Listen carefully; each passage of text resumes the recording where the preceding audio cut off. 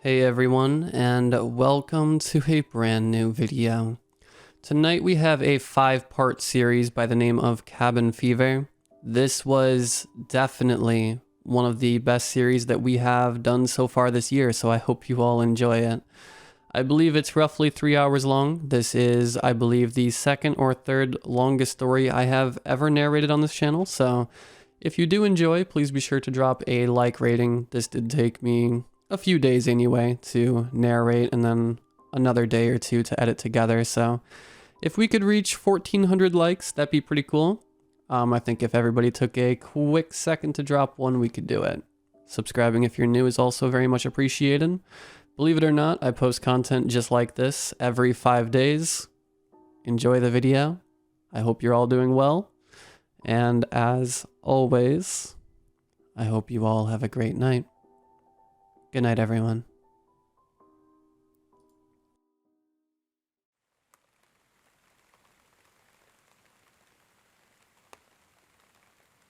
The temperatures dropped in late October, and by mid-November, all but the last straggling leaves were left on the branches of the trees outside. That's how it was every year, and after the leaves fell, the snow came. Sure, there were isolated cases of the stuff throughout November, even a snowy day or two in October if you were unlucky, but it rarely stuck, and the snow that did stick melted away soon after. No, the bad stuff wouldn't ever come until December hit. I hated the snow.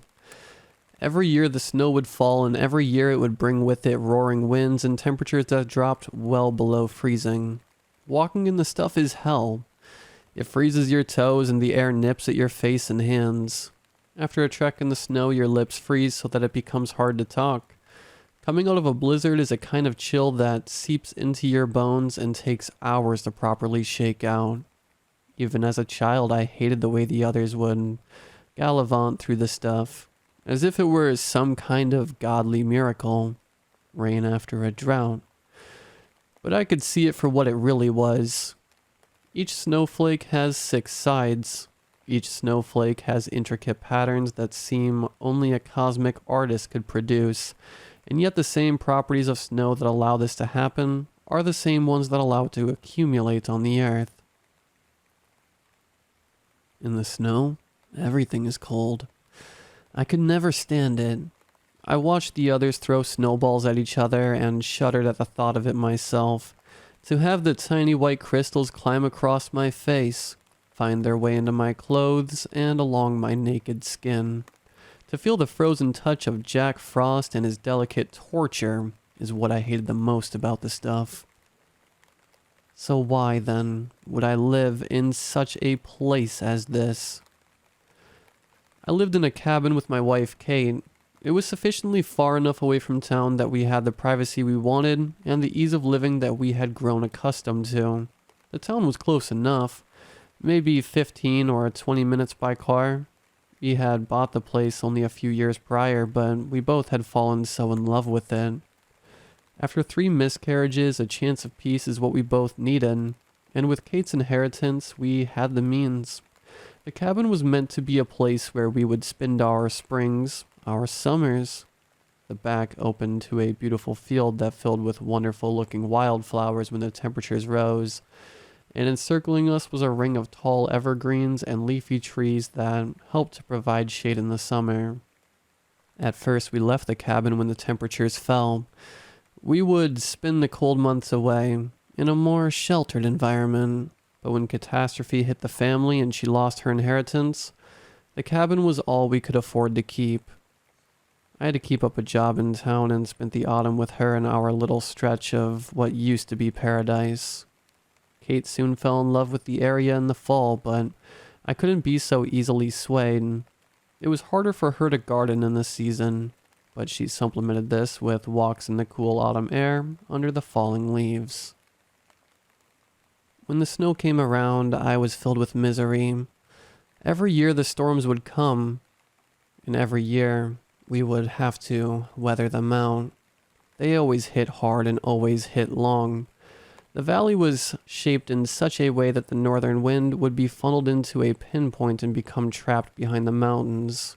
When the snow came, It came hard. I dreaded the winter. We would spend the days in the dwindling light of the fireplace and wait until the shaking of the house finally stopped, and then we would head into town. We'd buy what we needed to survive the next storm, and then we'd lock ourselves in once again to await the next onslaught. Kate made the best of the situation, but I never could. One year we spent Thanksgiving at Kate's sister's house. It had been a while since we'd done so, and she invited us to stay for the winter. She had just gotten through a divorce and she'd have extra room for us to stay, and so it was decided we would stay the winter there. And we did the next year too. And after she remarried, she managed to find space for us despite the growing family. December had begun. We were late. We only had a few hours left until the storm started, and they started early this year, earlier than every year before. Kate was busy packing in the room. I was gathering personal items out of the kitchen and living room. Late. We were running late.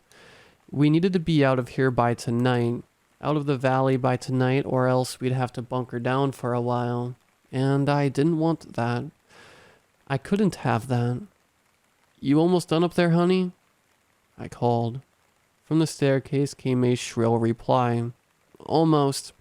I'm just looking for... Oh, never mind. I found it.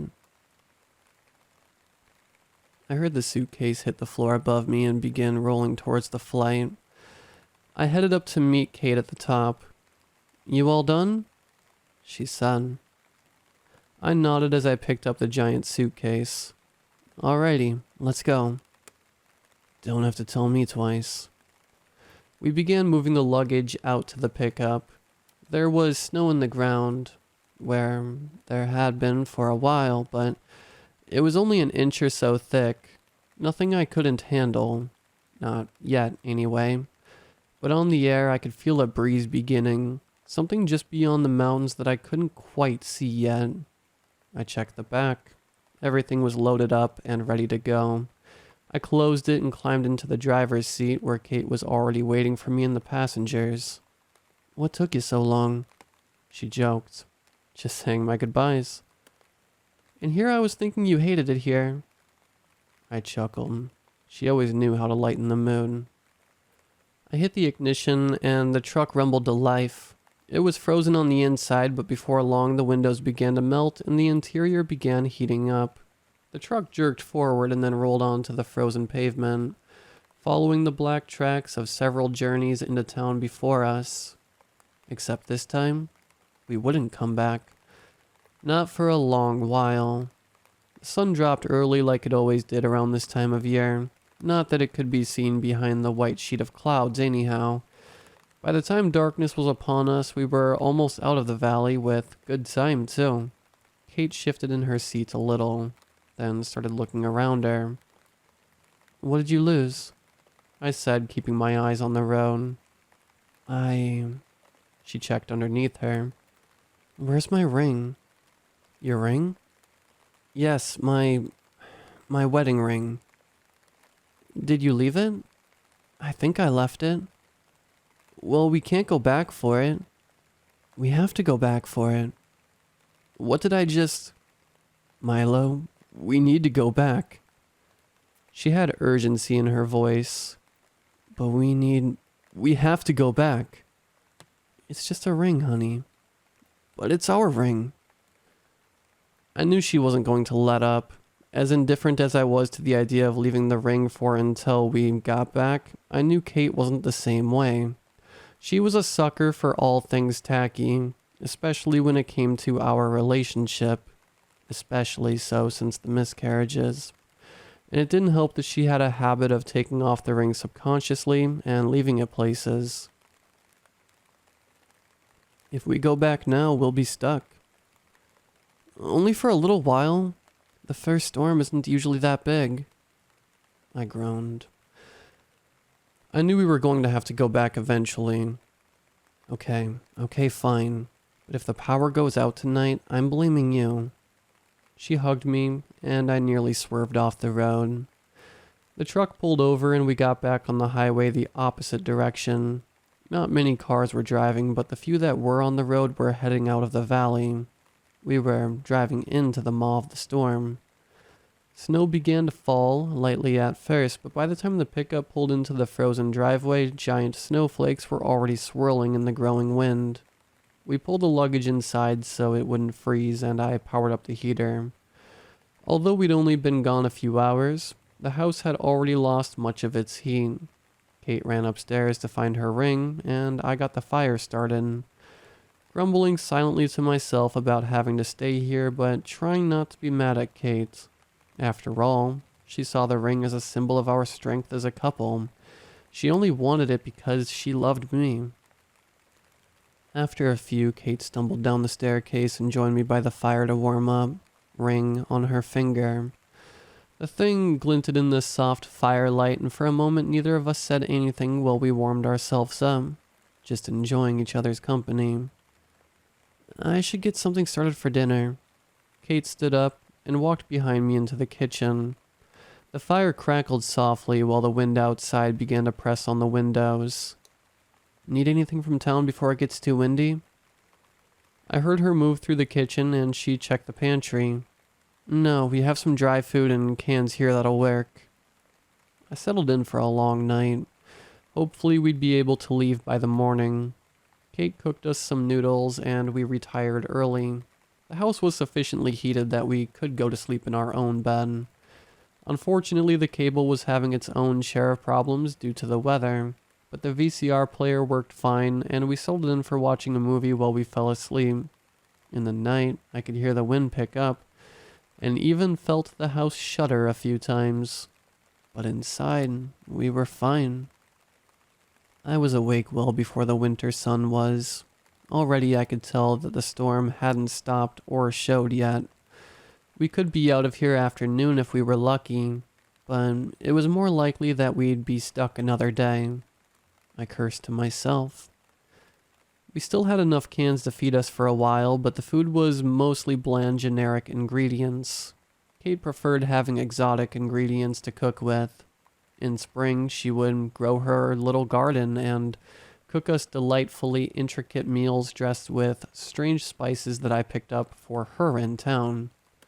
They weren't always good, but most of what she cooked was delicious, especially if she knew the recipe well.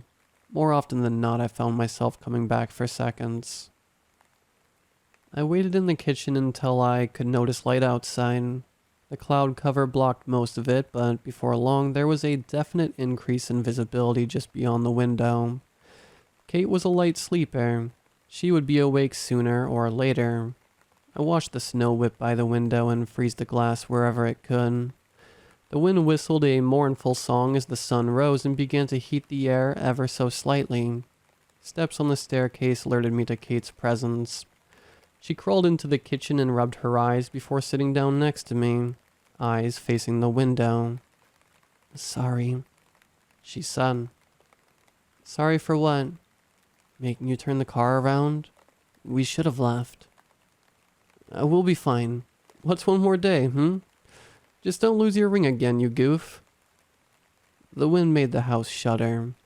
"You'd better call Cynthia before the phone line goes out," I reminded Kate. "Tell her that we'll be a day late." She agreed and made her way to the phone. The day moved slowly by. We made do and watched more movies on tape and took advantage of the power we still had. When the light outside began dimming once again, we noticed that the wind outside had slowed considerably. We would go to bed early and leave first thing in the morning. We should have had enough time to get out before another bombardment came. The night came and we went to bed early, holding each other under the comforter to keep warm in the coldest days of the year. Morning came and to my relief the sky was mostly clear. The snow had stopped but had added several more inches to the ground cover. Nothing the truck couldn't handle though. Kate was already awake and making us some food. The electricity had apparently gone out in the night, but all it took was a restart from the fuse box to get things heating up again. In an hour we had everything in the car, and we were ready to hit the road as the sun snaked its way into the southern sky behind the mountains. I climbed into the driver's seat and hit the ignition. The car shuddered. I hit it again. Nothing. Again. Again. Nothing and nothing happened. Damn it. Damn it. Damn it. Shit. I hit the wheel. Start, you stupid piece of... Kate looked uncomfortable. We'll be fine. I'll check the hood. I reassured her. I cursed some more when I got out. I popped the hood and checked everything underneath. It all seemed functional. Something was wrong somewhere else. Maybe the age of the truck was finally catching up to it. I shut the hood and wrapped my arms around me to warm myself up. And that's when I noticed the scrapes on the side of the truck. No, not scrapes, I decided. Scratches. Deep and seemingly deliberate, but I hadn't noticed them before. 3 of them parallel to each other, but not inorganically straight, leading underneath the car and increasing with intensity as they moved. I groaned to myself and dropped to my knees, instantly soaking them. Then I pulled my coat over my head and rolled onto my back before dragging myself under the truck. The scratches continued here, much deeper and incredibly destructive. What began as thin lines were now deep gouges across the bottom of the pickup, destroying several vital systems and emptying out the fluid. I couldn't just patch this up. I pulled myself out from underneath and stood up, brushing the snow off my clothes as best as I could before knocking on the window and beckoning Kate to come out. What's wrong? Her voice came out soft. Our ride's busted. Some kind of fucking animal got trapped underneath and destroyed it. I tried cooling myself off. I knew Kate hated seeing me angry. What kind of animal would do that? I shook my head and took a few deep breaths. We can still get out of here, but we need to be quick. The neighbors might be willing to give us a ride into town. If worse comes to worse, we can rent a car. We moved inside to warm up, and I headed to the phone book. The neighbors. Home phone of the Griffiths. The line beeped. I tried again. Nothing. Somewhere along the line their phone went down, but not ours. The universe was really testing what I was willing to stand. I calmed myself before relaying the news to Kate. I'm going to have to head over there, I told her, slipping my coat on. What? No, it's cold out there. I'll be fine. I'll be back in an hour, no less. At least let me come with you. I shook my head. You're tiny. You'll freeze. Don't worry about me. All right, she said, sitting down. But if you're not back here by 10, I'm sending the cops after you. I smiled. I'm sure you are. The door closed and the smile on my face froze into a scowl.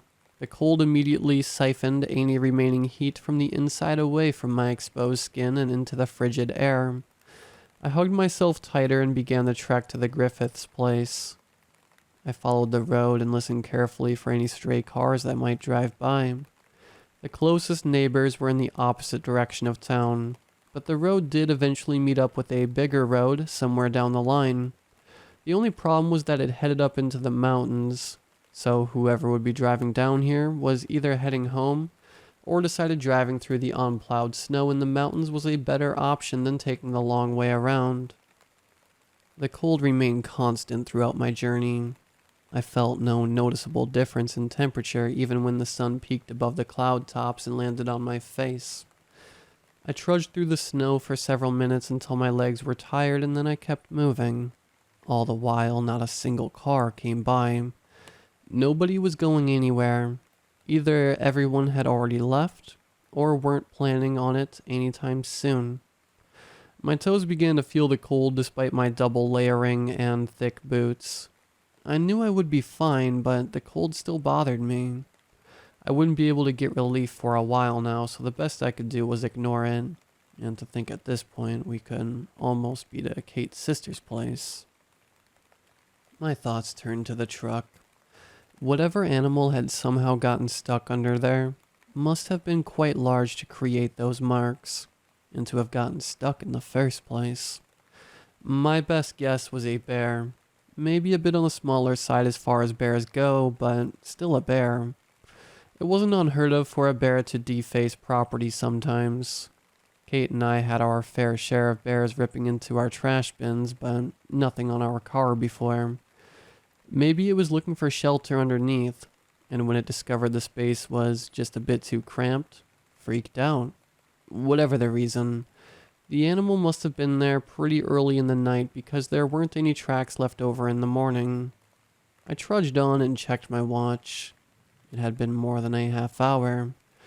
I would be there in a few minutes. I crested a hill and saw the roof of the house rise above the treetops surrounding it. I crossed the road and headed down the path, now snowed over and apparently devoid of any car tracks. Good. They should still be there. I moved through the unshoveled snow and under the evergreens until I rounded the bend and the house loomed. It was larger than mine and Kate's. It had to be, naturally. The Griffiths had 3 kids. Climbing onto the porch, something felt off. The house looked empty. No lights were on, no smoke coming out of the chimney. The windows were iced over, implying an apparent lack of heat inside the home. But the car was still in the driveway, underneath a few inches of snow. I slid to the door and gave it a knock. I waited and hit the doorbell. Frustration began boiling up in me. Why weren't they home? They were always home in the winter. I looked around. They obviously left some time before the storm hit, but how, I didn't know. Maybe someone picked them up.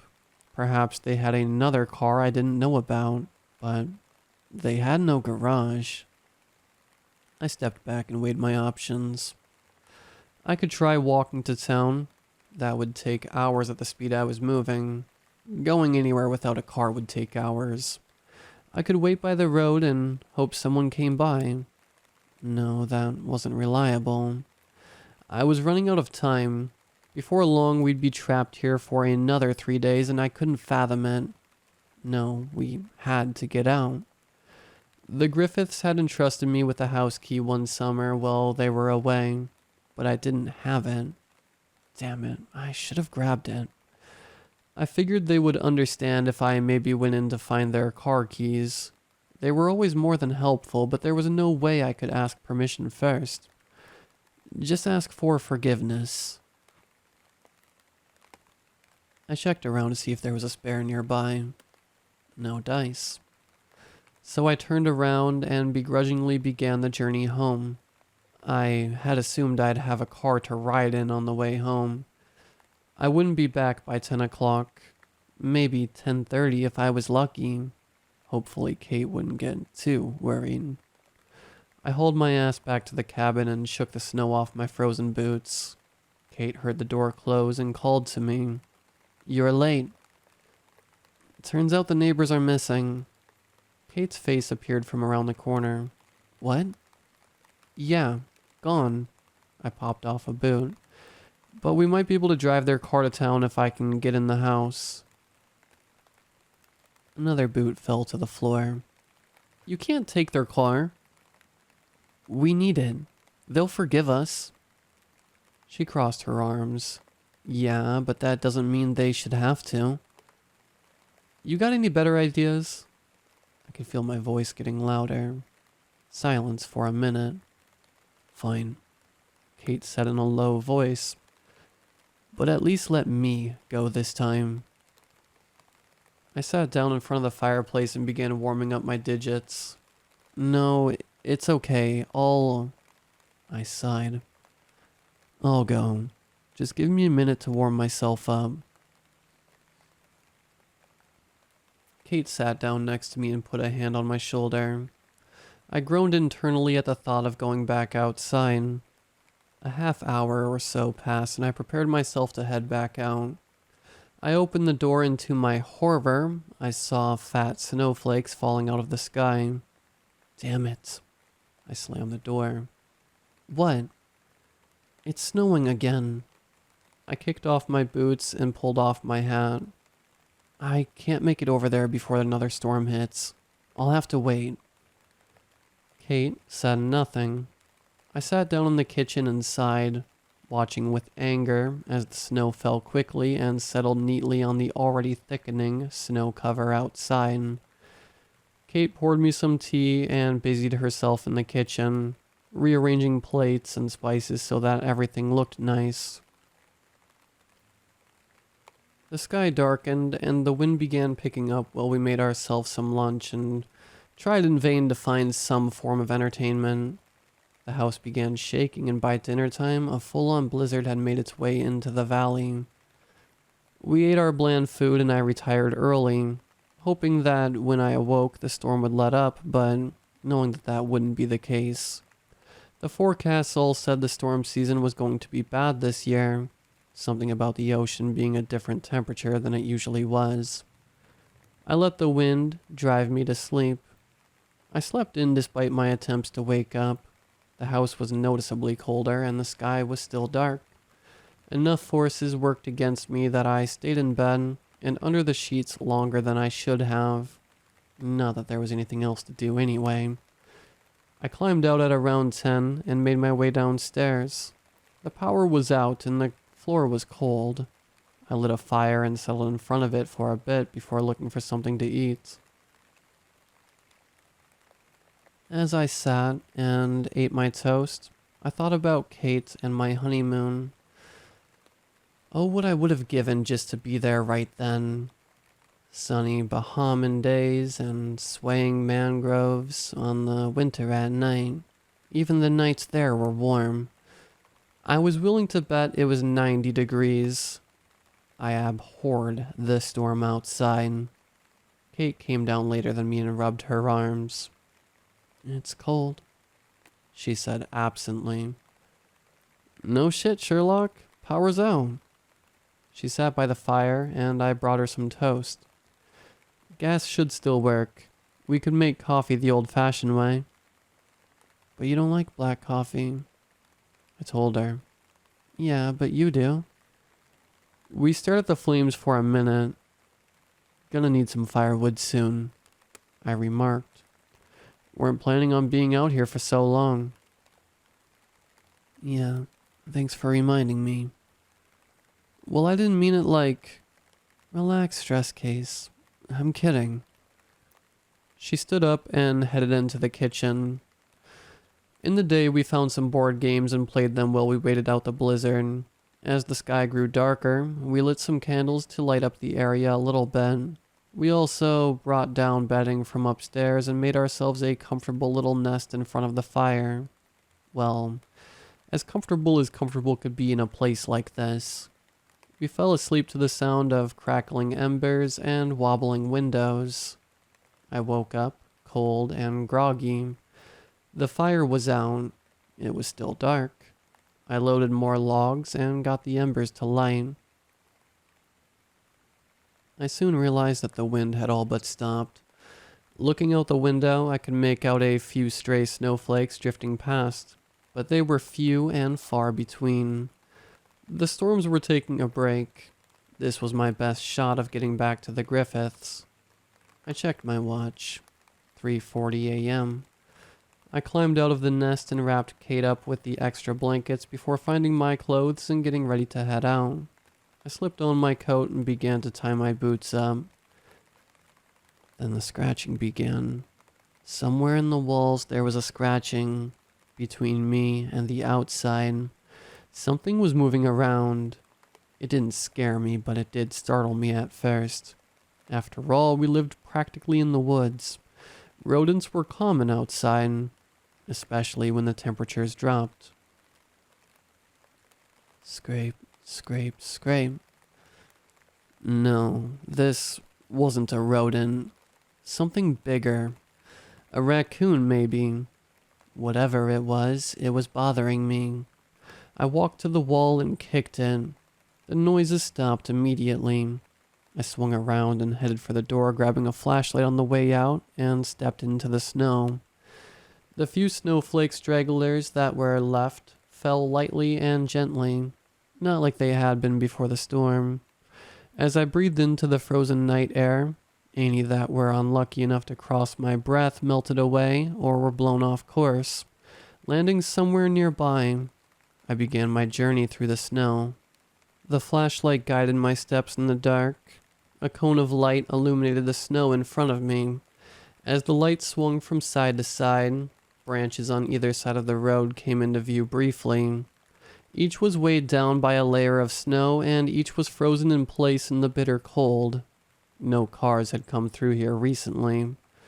Walking in the middle of the road, I saw no tracks, apart from my own. The snow gently crunched underneath as I marched forward, lifting my feet higher than the snow and then stepping back down into it. The snow was almost a foot now. Not a horrible amount, but enough that it caused problems going through it. For one, it took much more effort to walk through it. It was the kind of thick snow that liked to stick together, perfect for making snowballs, and perfect for maximizing misery. I pushed forward, and I realized that it was going to take me much longer to get back to the Griffiths unless I could keep up this speed, which I knew I couldn't. I could already feel my legs being tired from the effort. I grumbled and shivered to myself. Snowflakes fell softly on the ground before I kicked through them. All was silent but the sound of my icy breath on the air and my boots in the snow. An hour later, I had made it to the house. It was still dark, and I was still tired, but I finally made it. I stepped up the snow-covered porch and pulled out the frozen keys. The lock clicked, and I stumbled inside, kicking my snow off on the mat. I called out just to make absolutely sure that no one was home, and then got to work finding the car keys. I found them hanging on a hook by the door, and I was about to leave when I noticed something out of the corner of my eye. A broken vase lying on the floor. That was odd. Why hadn't they cleaned it up before they left? Maybe it had fallen after they left the house. It wasn't clear to me how this would have happened. Clearly nobody had been here for a while. It was just as cold inside as it was outside. I turned away from the door and moved farther into the house. More things seemed out of place. Objects were strewn about, chairs tossed over, cabinets open, almost like there had been some kind of struggle or an animal had been wandering the home. A bear, maybe. How could a bear get in here? And could it still be inside? I turned the corner and saw that the back door was open slightly. Any animal could have gotten in and ransacked the home while the Griffiths were out. It upset me to think that they would come home and find their belongings trashed. I moved to the door and shut it, but it was already too cold in there to make a difference. I moved the flashlight around the room and scanned the damage. Yes, lots of damage it seemed. But it also seemed like some of the mess was caused by habitation. Things were strewn around, yeah, but not everything was out of place. Certain objects seemed to be sitting around as if they hadn't been picked up and put back before the Griffiths left. Now, why would they do that? Plates were still on the table too, as if the family had been interrupted during family. And food was still on the table. Butterflies began to fly in my stomach. Why would they leave the food out? And if they had, wouldn't the animals have eaten it? I looked closer. Some small bread loaves, butter, pasta, salad, half eaten and frozen to the plates. How long had this been here? It was cold, sure, and that would extend how long it could stay fresh, but the power had only been out for a few days. At most, this food had been sitting out for a few days before that. The Griffiths were here only a day or two before I had come looking for them. So why? I moved around the house more, looking for more details. The more I looked, the more I found. One item after another found its way into the flashlight's beam. Things were on the ground that shouldn't have been. A knife was missing from its place in the rack. I followed the mess to the staircase and my flashlight caught a glimpse of something that made me stop in my tracks. Blood. Dark red and stained into the carpet on the staircase leading up. Lots and lots of blood. More than a person should lose. It moved up the steps, growing wider and wider. My heart beat in my chest. My breath was caught in my throat before I could reach out. More blood. Following the staircase up. I stepped slowly up each level, following the trail. Past the staircase, growing even more wide and all-encompassing. Smear marks began, like someone had been dragging themselves along. The beam hit something. A shoe. No. A foot. Attached to a leg. Frozen and stiff. Attached to a body. Attached to a... Oh God. Joel Griffith. Who always seemed so cheery and helpful to strangers. Who I saw at church every Sunday. Who house sat for us every winter. Was dead at my feet in a pool of his own frozen blood. I puked and stumbled backwards, my flashlight transfixed on the mess of flesh in front of me. He was on his stomach, reaching forward as if crawling towards something. Or away from it. His leg had been slashed horribly on the back, where I assume most of the blood had been coming from. An artery had been cut open and he bled to death. His eyes were still open, frozen and dull, and his torso, what used to be his stomach, was spilling out onto the floor, dug out from the side. I sprinted down the staircase 4 at a time, slipping at the bottom. The images flashed in my mind. I hit the door and tore it open, leaving it as I ran to the car. I fumbled for the keys and slotted them in, my hands shaking uncontrollably. The car clicked and I jumped in and hit the ignition without waiting for it to warm up first. The wheel slid on the ice and it lurched backwards, nearly hitting a tree on the way out. The car spun into the main road and I hit the gas, heading for Kate. The windshield was iced over and I could hardly make out what was in front of me. I hit the de-icer. I tried to steady my breathing. Whoever had done that clearly had been gone for a while. I was safe, unless... Oh God. Unless they were in the back seat. I swung around and checked for passengers. I was fine. I was being paranoid. But where could they be? Why hadn't anyone called the police? The other family members must be dead as well. I never looked to check on them. So then the killer was long gone. That was enough time to get out of the valley. Or find a new victim. I pushed the pedal more and raced for home, trying my best to make out the road in front of me. Kate. Kate was there by herself. The windshield began to melt, giving me a view of the snow ahead. The high beams illuminated the world in front of me for a brief moment before the trees were swept away. Behind me, snow was jettisoned into the air. Had to get home. Had to get home. I ignored what logic told me about driving in the snow. Nobody else was on the road. I could afford to break a few laws to make sure my wife was safe. Almost there. Just another minute, and then I could be there. Then we'd be out of here and we'd alert the police. Kate and I would be fine. We'd be... Something appeared in the headlights directly in front of the car. Instinct made me swerve, but I was going too fast. The car slipped and went into a spin. I tried desperately to regain control of the vehicle while I was pressed to the window, but it was no use. I ran into the woods and the car shook violently up and down and began knocking me around. My head hit the wheel and everything went dark. Somewhere in the far-off recesses of my mind, something horrible was crawling out of the darkness. My head rolled forward and pressed up against the airbag. Slowly, my eyelids broke open and blinked to life. I saw light. It was light outside. As my eyes adjusted, I realized how cold it was. My fingers and toes were numb. How long was I out? A few hours at least. I tried opening the door to find that it was stuck. I crawled over to the passenger side and the door clicked open.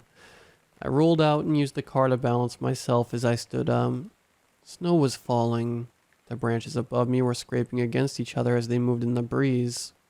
I shivered. Where was I? Images from the night before flashed under my eyelids. Driving in the snow. Driving from the neighbors. I crashed their car. Not that it was their number one problem at the moment, being dead and all. I trudged through the snow as best I could. I was weak, but I felt the only pain was in my head. It ached whenever my heart beat, and the light made it hurt more, but all things considered, I was lucky. Very lucky. I looked over at the car, cracked windshield, pinned up against a tree. It looked like the several bushes that it crashed through managed to slow it down enough before it ran headfirst into a log. Extremely lucky. I trudged farther. Following the car's path of destruction through the woods 50 feet back led out of the road. I could still see the tracks from last night, but they were disappearing fast. And so would I if I stayed out here. I needed to go. My head throbbed and I nearly hurled. Which direction? I collapsed at the side of the road. The tracks led this direction, so I had to go that way.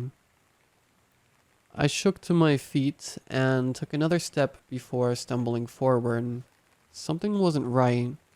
I was too weak. I needed... An angelic song sounded somewhere in my head, distant and beautiful. Where? Oh God. I was dying. The song changed. It became more real. Words began forming. It wasn't a song after all. Someone was here. I opened my eyes and saw a blur on the white snow moving towards me. It was yelling at me. No, calling at me. For me. It grew closer and now I could hear it running through the snow. I knew that voice. The clouds in my head disappeared as the figure came into view. Oh God. Oh my God, Milo. Kate dropped down to my side. Her eyebrows were all crinkled together. What happened to you? Are you all right? Answer me. I rubbed my throbbing head. Slower, princess. My brain feels like a train wreck. She checked me out. Oh God, you hit your head. What did you do? Come on, can you walk? I think so. Just help me up. Kate steadied me on her shoulder and took me towards home. The wind made me shake. My teeth chattered. Light reflecting off the snow made me wince. The door creaked open and Kate brought me in front of the fire and drew the curtains so that it was dark. She brought me some water and before long I was asleep again. I woke up that evening with a less than painless headache, but I was functional at least. I could make sense of where I was and how I'd gotten there. Slowly the pieces of the puzzle fell back into place in my mind while the storm outside raged on. Kate came into view and sat down with a plate of mashed potatoes and beans. You should eat. I tried to sit up and eat the food. How do you feel? She said tenderly. Like $1,000,000. I gritted my teeth. You feel like telling me what you were doing out there? I thought about it for a minute while I downed some water. I was getting the car from the Griffiths. What? When did you leave? How long were you out there? I rubbed my eyes. It was early, really early. 4, I think. I woke up and it was calm outside. So you just left without saying anything or leaving a note? Yeah, I know it was stupid. I'm sorry. I just didn't want to stay here for any longer. Well, it looks like we'll be stuck anyway. Milo, you really scared me. I had no idea where you were when I woke up. Do you know what you did to me? I said nothing. How'd you hit your head like that? Crashed the car? I said shamefully. You what? Oh, quieter, please. How could you do that? We can't afford to fix someone else's car. They're going to kill us. She sounded more stressed than angry. She wasn't an angry person. I don't think they will, honey. What makes you so sure then? I rubbed my forehead. Because they're done. The fire crackled in the absence of our voices. Jane's expression turned from stress to disbelief. What? Yeah, found Joel on the ground. Bled to death, I think. Kate covered her mouth with her hand. I think it was a murder, Kate. Came in and killed the family. That's why I was driving out here so fast. I was afraid they might be here. Kate said nothing. Suddenly I didn't feel like eating. We'll be fine, Milo. At least for now.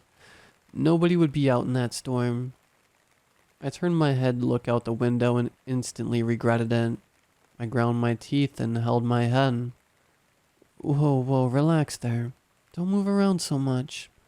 You have a concussion. She helped me lie back down. Get some sleep. Try to, anyway. There's not much you can do to protect me if you can't get over this. Yeah, Okay. I'll try to sleep. Kate took the plate away from me and kissed my forehead before heading into the kitchen. That night, I dreamt I was back in the car driving. The speedometer told me I was doing 100, maybe more, and still speeding up. I was late. I needed to be somewhere. It wasn't home, but it wasn't out of the valley, away from the storms. It was somewhere else entirely. Somewhere I didn't want to think about, but I knew I had to go. The snow whipped around the windshield and impeded my view of the road, but I didn't care. I had to go. Faster. I needed to go faster. The headlights caught a glimpse of something standing in the road and it hit the car. Blood erupted on the windshield. The car skidded to a halt and I jumped out, following the tracks of blood in the dark. The snow was stained red and the tires had dragged it along, smearing guts along the road. The trail ended in a mass of writhing flesh and bones and hair, twitching in some parts. I scanned the corpse. It was the remains of Joel Griffith, torn to pieces by my own hand. His eye had a tear in it, and his teeth were scattered among the red snow. A trail of intestines had been dragged for a few feet by the car being buried somewhere off.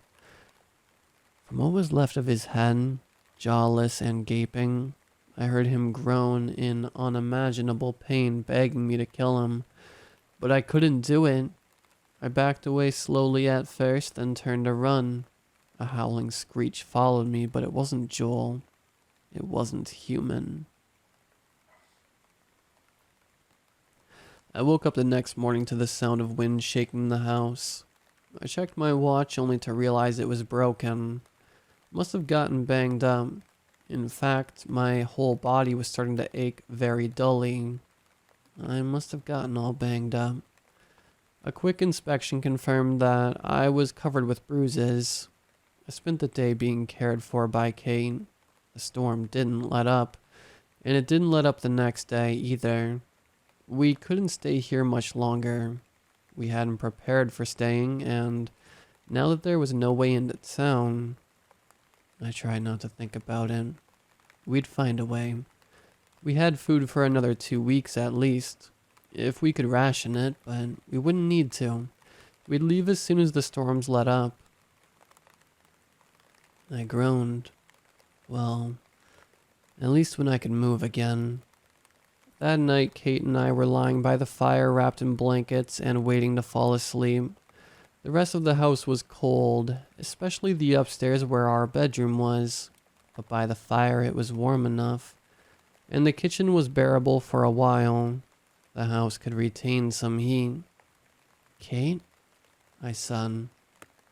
I didn't tell you why I crashed the car the other day. Sure you did. You were scared and driving too fast. Yes, but I swerved off the road. The road is icy. I saw something. Kate didn't say anything. I stared into the flames. There was something in the road, standing there. I saw it and swerved to avoid it, but... You lost control, Milo. You know you aren't supposed to drive like that in snow. How fast were you going? I don't know. I wasn't paying attention. Fast. You're lucky to be alive. I know. You can't do stuff like this, especially in winter. Especially in a place like this where there's deer and stuff. It wasn't a deer. Well, whatever it was. I don't know what it was. I assure you it was something. An animal, Milo. Like the one that was trapped under the truck. Like the one that was inside the Griffiths' house, I thought. Regardless of what it was, or how stupid you were being, I'm glad you're alive. Yeah, me too. The fire curled in on itself and flicked bits of heat my way. Outside, the storm raged. The next day, the wind had died down a bit, but it was still too bad to leave the house. My headache was getting better, but it still pained me to move around. Kate made sure I drank enough water while she busied herself around the house, adjusting things and rearranging items so that it all looked presentable. She did it to keep her mind busy. I knew, but there was no one to impress with it. It was mindless work while we bided our time. The sky grew dark and the sun went down once again. Someplace above the clouds and the blizzard, somewhere out there, out in the snow, was a killer. I knew it. The day after brought with it clear skies and calm weather, with the occasional gust. I was feeling good. Enough to move around by myself, but I still couldn't go outside, and I tried to keep the moving to a minimum. But unfortunately, there was a problem. We would be out of firewood by the night. We had a lot of it stored up, but in the end would burn fast. Very fast. Without a reliable source of wood, we'd freeze. In my current state, I couldn't go out there to find any, so Kate had to do it. I hated the thought of her going outside alone, especially with the killer out there, but we had no choice. Kate left me alone in the house while I nervously waited for her return. She had an axe with her. She would be fine. Besides, the Griffiths were killed inside. If this person were to strike, they'd do so in our house. But on the other hand, there was nothing stopping them if Kate had a chance encounter. No, I was being paranoid. That's all. I was overthinking it. Maybe the family was targeted for some reason. Or maybe Beatrice, Joel's wife, had done it. Although I couldn't think of a good reason why. It would explain how he was attacked at home and why I didn't see her body. But then again, it's not like I was looking for her. She was probably dead in the next room over with her kids. Oh God, her kids. They had to see that before they died. Had to witness their father bleed out as he tried desperately to crawl away. If that happened to Kate...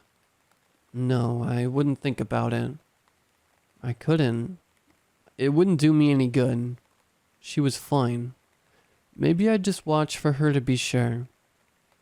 I moved slowly over to the window and peeked my head behind the curtain. The light made me wince, but I squinted my eyes and endured it. No sign of Kate, but I could see her footsteps heading to the hill and into the woods. I needed a better vantage point. Moving from my spot, I decided I would be able to see farther from upstairs, so I grabbed a blanket and climbed the steps. It was much colder out here, but for the moment I didn't care. I looked out the window and saw the footsteps continuing off past the tree line.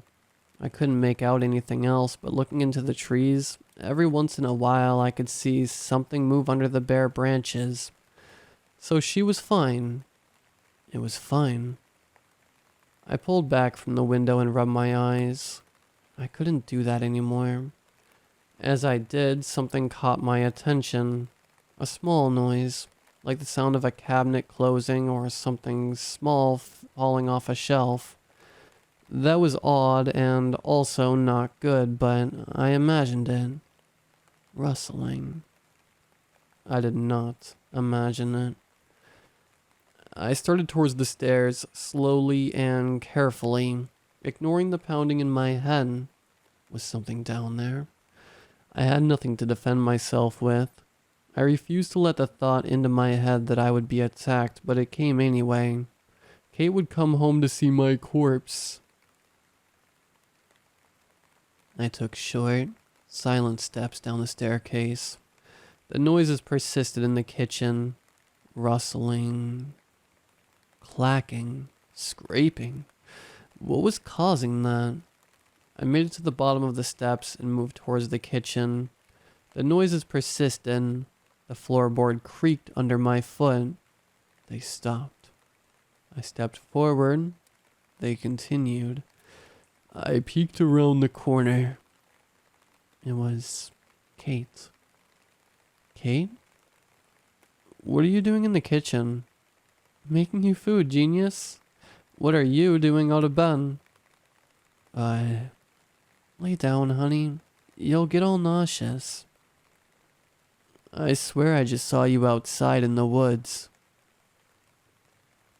What are you doing peeking around outside? Stay away from the light. She pushed me to the sleeping nest in front of the fire. Lay down. I'll bring you something. I sat down and stared into the fire, warming myself back up. What did I see outside? Nothing. I saw nothing. The concussion wasn't doing me any favors. Kate was right. I needed sleep. Sleep fixed all problems. Well, except for getting out of here, but maybe some sleep would give me some ideas. Kate brought me a sandwich and some more water. Can't I have coffee or something? My head is killing me. Caffeine will make it worse, you goof. Water is best. She was right. I'm going back out. Stay in bed this time, won't you? I'll try. Hey, Kate, honey? Yeah? She squatted down next to me. Just be safe, okay? If it gets too windy, come back. And don't overwork yourself. Carry the logs one at a time and... Shh. I'll be fine. I'm not incompetent. I've done this before. I know. It's just... after... you know. Yes, I know. She stood up and headed for the door. I'll be back. And then she was gone. I fell asleep soon afterward in a state of low anxiety. We couldn't leave, but it might be dangerous to stay here. It was torture for me. Now there were two driving factors to get out of the valley, but no physical way of doing it. I feared we may be forced to stay the winter. The only problem with that was that we were low on cans. When I woke up next, it was dark. Kate was asleep next to me and the wind was picking up outside. Another storm. The fire was getting low. I moved to replenish the flame. Distantly, out in the wind, I swore I heard a howl. Coyotes? That was odd. Usually coyotes stayed silent in the winter. I listened closer. I heard the sound again, but it was different than a coyote. More drawn out. Perhaps wolves were in the area. They'd been reported just north of here last winter. It wasn't inconceivable that they might move south. The thought of wolves moving back into the area made me a little happy. I wasn't too much of a nature person, but I knew Kate loved wolves. And I knew that they were good for the ecosystem. There were too many deer here. And as a plus, they might push out the coyotes as well. God knows those things were a menace. I pressed my ear up against the frozen window. I'd never heard a wolf howl in person before. I wondered why they might be out in a storm like this. Didn't make much sense to me, but they were perfectly adapted to their environment. I'd seen my fair share of nature documentaries with Kate. The howl sounded. I immediately backed away from the window. That wasn't a wolf. That wasn't anything I'd ever heard before. My chest tightened as I stared into the dark. It came from downwind, and seemed closer than I had anticipated. To be heard over the roar of the wind like that, it had to be much closer than I anticipated. I stepped to the window, my eyes fixed on the black outside. From the light of the fire, I could see snowflakes flying past the window, and I could barely make out the close tree line. I stared into it, hoping I wouldn't see anything. It was inky darkness broken by lines of even blacker areas. The snow obscured my vision, but I could make out. It moved. The shadow moved out in the trees and screeched its ungodly howl. I stumbled backwards and watched as it disappeared. I didn't sleep the rest of the night. I heard nothing else until the sun rose. Kate woke up soon after. Even then, I said nothing to her about it. I wasn't even sure what I'd tell her. Logic told me I had nothing to worry about, but I tried to focus on getting rest. It was all I could do. The sooner I got better, the sooner we could devise a plan to get out of here. I was already making a fast recovery. Just a few more days, I could be moving around outside again. The day passed without incident. Most days did. I heard the animal in the wall again, in the same spot, but all it took was a good kick to spook it. I wondered how many little creatures were hibernating in our walls, moving around only at night. It was mildly comforting to think that these innocent little rodents were trying to weather the storms with us, just beyond a thin layer of wood. Nothing unusual happened for another 4 days. Another storm had gone, but another was just beginning. I was feeling much better, and my head only hurt half the time. Soon Kate and I were planning our escape in the kitchen. We didn't have many ideas, but they all seemed to entail getting into town somehow, which would be hard to say the least. Every day we spent here, the snow was just building up outside. Already it was more than 2 feet. It was getting hard to open the door, but all hope wasn't lost. Every once in a while, there would be larger breaks between storms. The only problem was that there was no way of telling when that would be, and since the power was out, we couldn't just check the weather. There might also be the small chance that a particularly brave individual might drive by, or a snowplow for some reason, but the chances were less than slim, but not off the table. All in all, we were running out of time. We needed to find a way out, or else we'd be here till spring. Later in the season, the storms did die down, but at that point, we'd be snowed in. Our window was shrinking. We decided to talk about it some more the next day. We had a while until another break came by, and so we had time to plan. That night, I awoke to the sound of thumping on the house.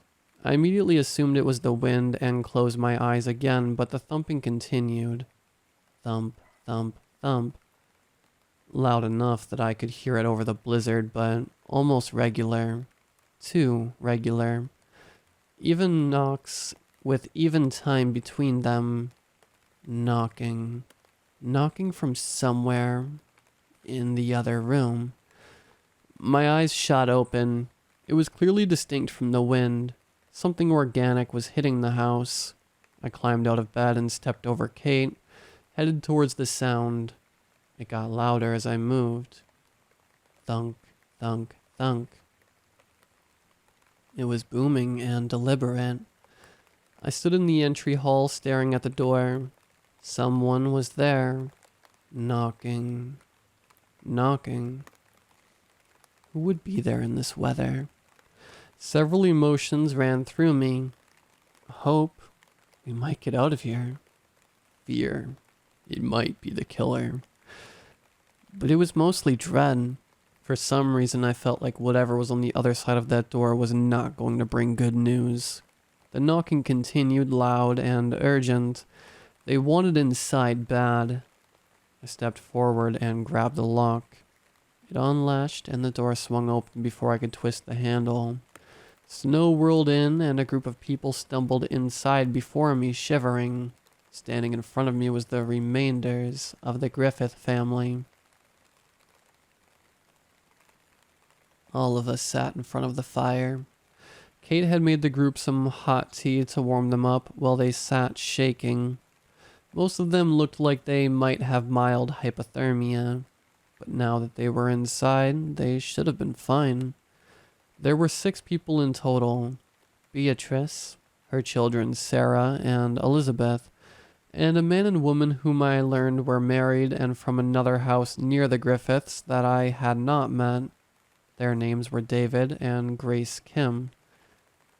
They had with them their 19-year-old daughter, Aya. The story began after they had warmed up enough to talk properly. David began talking first. Beatrice appeared at their doorstep near midnight with all of her children, although the boy, Charlie, was bleeding badly and in need of serious medical attention. They had fled their own home after Joel tried to protect them, but he was killed and the 4 jumped from the window. In the ensuing chaos, Charlie had been cut horribly along his arm. The Kim couple had only been living in their house for a few months when the Griffiths appeared on their doorstep. In an attempt to take Charlie to the hospital, they soon discovered that their car, like ours, had been sabotaged and rendered unusable. They were stuck and with nowhere to go. The boy bled out and died. The rest of the family spent the next week or so with the Kims, but it soon became apparent that they were being stalked. The group gathered as much food as they could and headed out towards our house the first chance they got, determining through democracy that it was the best course of action and the next step in the process of getting into town.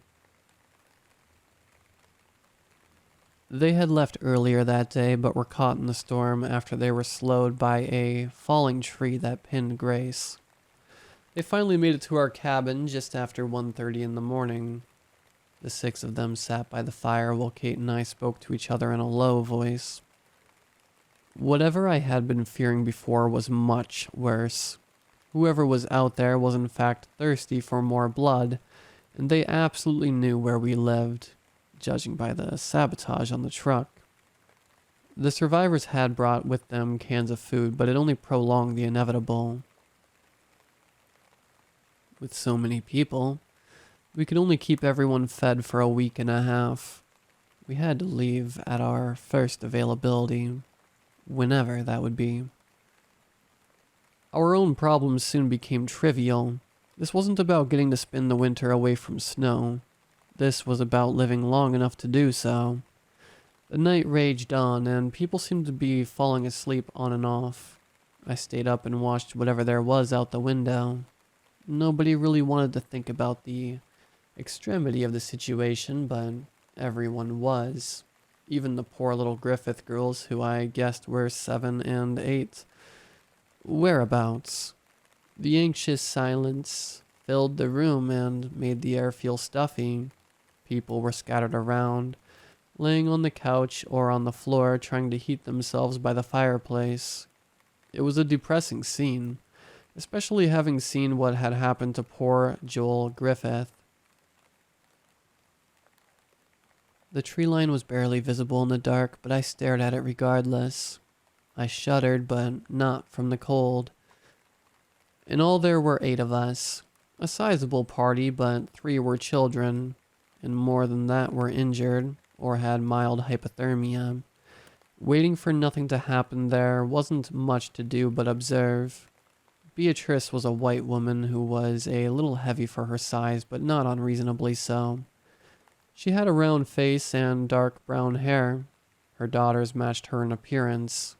David was an Asian man of average build with black hair, but graying from age. I guess he was originally from Korea, but he had no accent, so it was likely he was born in North America, especially because he was living in a place like this. His wife Grace was white with blonde hair and had a slight accent, possibly European. His daughter looked more like her than she did him. She might have had a different biological father. Kate was a shining star among them. She was small, barely reaching 5 foot, and had light red hair that was cropped just above her shoulders. She had a skinny face with a small nose and mouth, but large green eyes. Even sleeping, she looked at peace, although I knew she was just as scared as I was. Although I was scared mostly for her.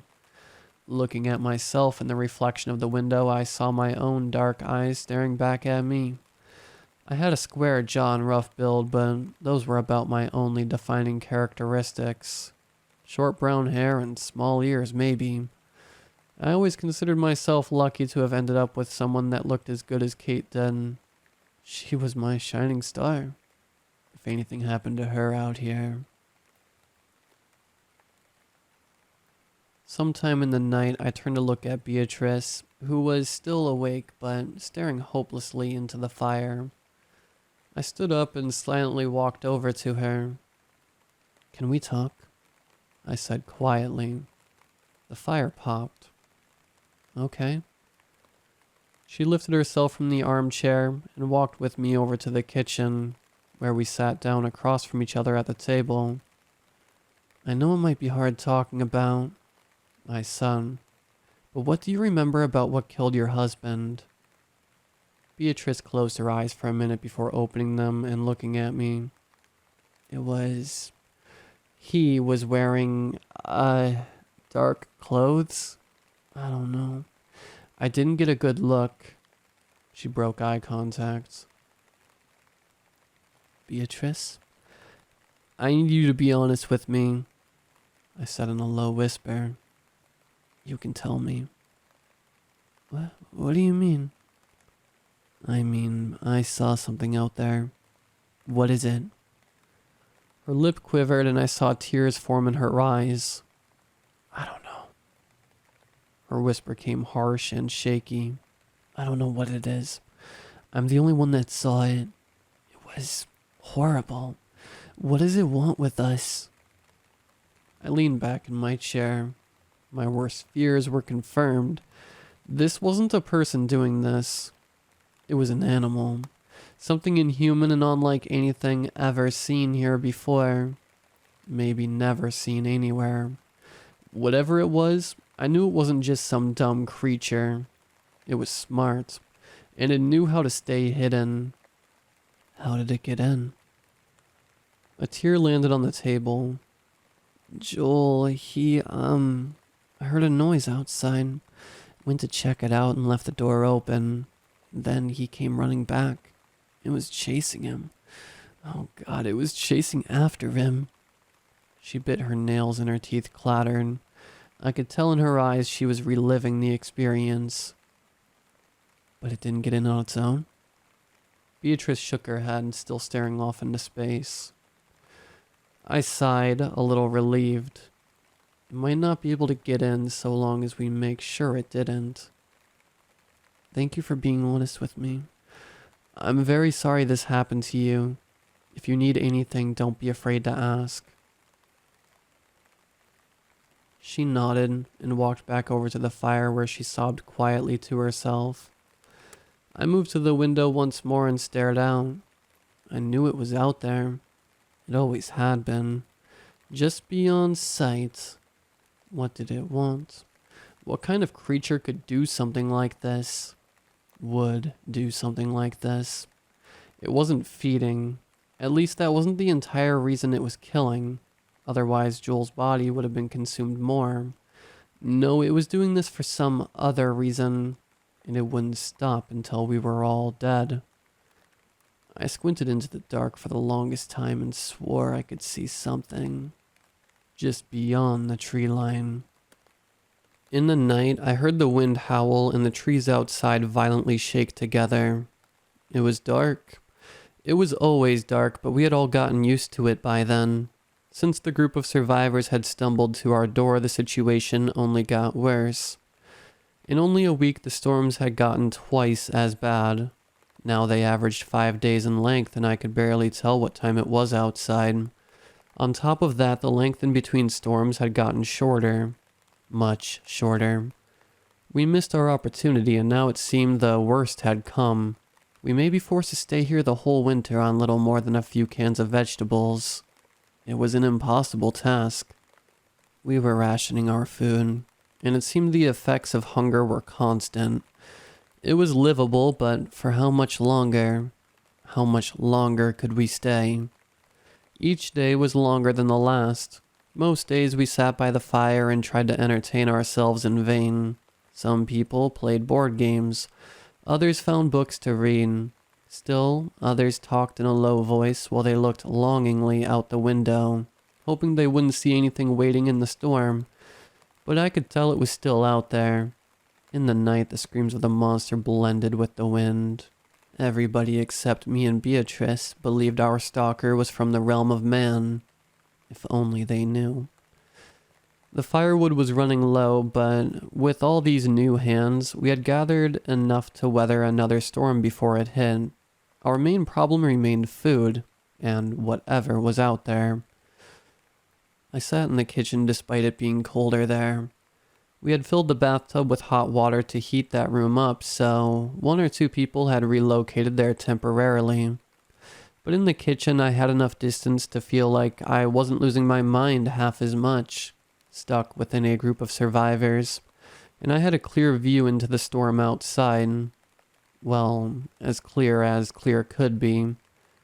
Kate joined me for a while, and we spoke about what we could do to get out of there, with no success, and then talked about anything else. One morning, I began to notice that the wind was dying down. I called a meeting in front of the fire, and we began bouncing ideas off one another for the millionth time. "We need to move quickly," David said. "There's no telling how long we have. Could just be a few hours, maybe less." "So what then?" I said. 8 people is a lot. "So we send a few, only a few, get help from the town." Beatrice saw this as a horrible idea. "We can't just send 2 people out into a storm and hope for the best. What if they get into trouble? Don't you remember what happened when we made the journey up here?" "That happened because there were 6 of us, Beatrice," David told her. "Less people means more speed, and time isn't on our side." Being out there alone isn't just dangerous because of the storms. Everyone looked at me as I spoke. "Don't forget we're being stalked.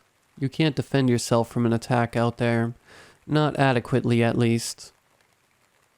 "What could one person do against 2 of us?" David poked me. I looked at Beatrice. "I saw what happened to Joel. Trust me, you don't want to get caught out there." David was heating up. "So what? We just die here? Starve like peasants?" "I agree with Dave," Grace said. "We need to send people out there. The risk is worth it." "I still don't like the idea," Beatrice grumbled. "Then they bring protection," Grace suggested. "What do you 2 have here?" Kate and I looked at each other. She was sitting close to me. "Nothing," I told them. "No guns?" "Milo doesn't hunt," Kate defended me. "We have knives, kitchen knives. That's all we can offer." "If I may," Beatrice cut in. "Joel had a rifle. He told me to get it before when he was... It's still at the house. We can get it." "That's too far," I told her. It'll waste too much time. There's a house sort of between here and the town, Kate said then. It takes less time to get there, but more time to get into town overall if you go that way. The neighbors might have something you could protect yourself with, or a working car. Or they could be gone, someone said. Or they could be dead, someone else jabbed. The bickering flew over my head while I looked down at the ground. Something didn't seem right. I stood up and walked over to the window. Snowflakes whipped past at lightning speeds. Trees bent and broke their branches just beyond that. And just beyond that was something. I couldn't see it, but I knew it was there. I could tell that something was looking at me from beyond the darkness. If we didn't move soon, we'd all be dead. Kate came up next to me and asked what was wrong. I turned around and addressed the group. 2 people should leave. The group stopped talking and looked at me. That way they aren't caught alone and they can move quickly. Head towards the house. It's the only shot we have. David's right. If we all stay here, we die. And if we all leave, we're as good as dead. Who leaves then? Beatrice wondered. Milo and I, David's son. We're the 2 men. We should go. I choked out a word. No. No? No, I can't go. Someone needs to protect this place. Someone needs to watch over everyone here. Half of you are either too weak or too sick to protect yourselves adequately. I need to stay here. I looked at Kate. I couldn't let whatever it was get to her. Then who's supposed to go with me? David started getting snarky. You're the one who's up to the challenge. I can do it. The group turned to Aya, who was sitting across the room with the Griffith girls, watching them. You're not going, Aya, Grace said sternly. I can do it. I was in Girl Scouts. I took some martial arts, Mom. I know how to survive out there. And I'm young. I can move fast. I said nothing but looked at David. It was his daughter. No, sit down, Grace said once again. Aya did nothing. She can do it, Grace. She's smart. David seemed sure. She's probably a better candidate than I am. I know she'll be fine. What about the killer, huh? She barked. He's out there, waiting. He won't be, I said. They're out there right now watching the house. I saw Minnie panicked eyes look to the window. You can't see, but they're out there. They have been for several days.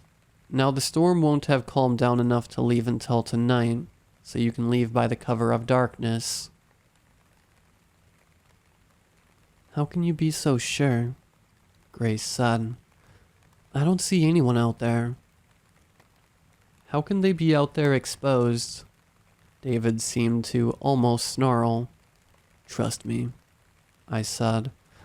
I've been watching for a while. He'll see us, David said. He'll follow us. No, they won't. I'll head outside myself. Distract them. That'll give you time to leave.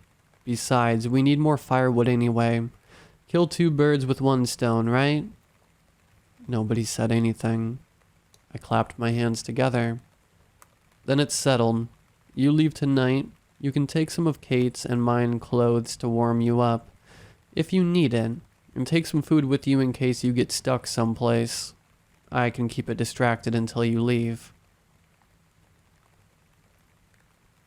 Grace gave me a dirty look, which I assume meant she was bitter about me giving the okay for her daughter to leave. But it was our best chance. I believe that Aya was a better candidate than me. I couldn't walk in snow. I hated it. And we needed somebody here to watch the house. It was my house, after all. And it was my Kate that was here inside. I moved to the window and looked out. Kate came up next to me. She didn't say anything, but I could tell what she was thinking. She was mostly scared, but I could tell that she was happy I stayed instead of going. I was too. Outside, I swore I saw something move. When the time came and the wind had lowered to an acceptable speed, Aya and her father were dressed to head outside. "We'll head to the house on the way," David said, slipping on his jacket. "But there's no guarantee anyone will be there." "Break in if you have to," I told him. "You probably won't have enough time to make it to town. It wouldn't surprise me if the storm caught you on the way to the house. But any shelter is better than no shelter. And there may be food there. Water, too. And heat. You can wait out the storm if you have to." David nodded. "Good luck." "You too." He slipped out the door with his daughter and I turned to head out the back. I grabbed the hatchet and slid open the door. Kate grabbed my arm. "I'm coming with you." "No, you're not. Let me go. You're letting the cold in." "Yes, I am. I'm not letting you go out there by yourself." She was stubborn. Too stubborn for her own good. "Fine, but stay close." The door closed behind us and locked. Now we were exposed. The sun had just dipped below the horizon. I could tell despite the cloud cover. It was dark enough to let the Kims sneak away, but light enough that I could still see a bit. The wind was still moving through the trees, but mostly in short bursts and without incredible power. Kate clung close to me and looked around. "How do you know he's out here?" She said to me as we walked. "I can tell. If they were following the Griffiths, they would have naturally come here, and us moving outside is the perfect target. That's why I didn't want you to come." "Well, why can't the others come out here with us?" "We can't protect everyone. Besides, we don't need as much firewood this time. We got a lot already." Kate looked around as we moved through the trees. In the snow, the forest really did seem barren. It was deep snow, and finding logs under it wasn't easy. But the storm had blown down enough trees to keep the search easy enough. The trick was not getting caught, but we also needed to make ourselves seen. It was a tricky balance. I hit a tree with the back of the hatchet to make noise and attract the creature. Wind whipped snow into my face and made me curse reflexively. Kate helped me brush it off. We moved further out and found a fallen log half buried in the snow. It was still wet, but nothing a little drying by the fire couldn't do. I started hacking at it while Kate stood watch. After a few minutes, she tapped my shoulder. I looked up. "Do you see that?" she said. She didn't seem too concerned. "What is that thing out there? A deer?" I looked in the direction she was looking, but I didn't see anything. "What? What does it look like?" Like, I don't know. It's half covered by the tree." I gritted my teeth. I hoped to God it wouldn't get any closer. "There. Oh, it's gone." "Keep an eye out for any movement, okay?" "Got it, Captain." I hacked away and soon we had a pretty hefty pile of lumber wood, haphazardly chipped away but still usable in a fire. Kate carried some and I grabbed the rest. We started on our way back to the cabin. I nervously checked over my shoulder every few steps. I could tell we were being watched. We made it to the glass door and it unlocked as Beatrice let us in. We dropped the firewood off and went out for more. When it had gotten too dark to see at all, we had collected enough wood and headed back. I felt relieved to be in the warmth once again, and for Kate and I to be out of harm's way. I was also fairly certain we had succeeded in distracting the creature. We all settled down for another long storm. By the time we would awake, it was likely the wind would have picked up again. All we could do now was wait and hope, but we couldn't wait for too long. We only had so much food left. I guessed a week's worth, maybe less. It wasn't good. Not good in the slightest. Wind shook the house. Snow froze the windows. It was always the same. Every day was always the same. It had been for weeks. Every day we tried to find something else to ease our minds and to stop the madness of boredom and anxiety, and every day we had less to ease that pain. Kate liked to read, so we had plenty of books, thank God. We had a few board games too, but even those began feeling dry and more like a waste of time as the six of us waited anxiously for something, anything to happen. Without power, life becomes dull. Life without entertainment becomes unbearable. And life like this, being stalked from just beyond the tree line, was hell. I'd often find myself staring out the window, hoping I wouldn't catch a glimpse of anything, and at the same time wishing I would, but I could rarely ever. It was always dark now, midnight dark, and the blizzard made visibility even worse. I watched the snow pile up outside. It was tall. Too tall for any kind of land vehicle at this point. Maybe just less than 4 feet deep. All things considered, we were very lucky it wasn't any higher. Opening the door was hard enough without spilling snow inside. Finding firewood was a challenge, but luckily there were plenty of trees that had been knocked down in the storm, and we could collect easily enough. Each day we grew more cramped in our tiny living quarters, but the storm never seemed to let up. Eventually we began to fear the worst. What if the Kims could never make it in time? What if they had been caught? I tried my best to reassure people, but there was only so much I could pull out of my ass until convincing everyone everything would be fine was impossible. Kate and I grew more and more worried. We knew that nobody would be able to get us until after the storm, even if the Kims had already made it to civilization. We were in serious trouble. There were only a few snow plows that could make a dent in that, and they were stationed in town. We would have to wait until at least this one storm ceased. More likely, we'd have to wait until the next one passed, and if the Kims hadn't contacted anyone by then, we'd be dead. We'd be out of food. It would be nearing impossible to leave at that point, not without help from helicopters or extreme plowing from vehicles the town didn't have access to. And that wasn't even considering the threat just beyond the walls of the cabin. There was no telling how long it would take before that thing became desperate enough to try and break in. It was obviously smart enough. It had slashed our cars after all, so why did it stay out there? Maybe it was because of me. All day, every day, for as long as I could without falling asleep, I would keep watch. Sometimes I'd be conspicuous about it. Other times I'd keep my watch from afar to help calm Kate. I couldn't let her know the reality of what was out there. She couldn't take it well. Not well. No, I had to keep that from her. There was no sense in scaring her. The thought that we'd still be here for another week was daunting, to say the least. People began wondering if it was the right decision to send David and Aya out there alone. Every day I could feel Grace's eyes on me. The meetings grew more heated and emotional. I couldn't work with so many women.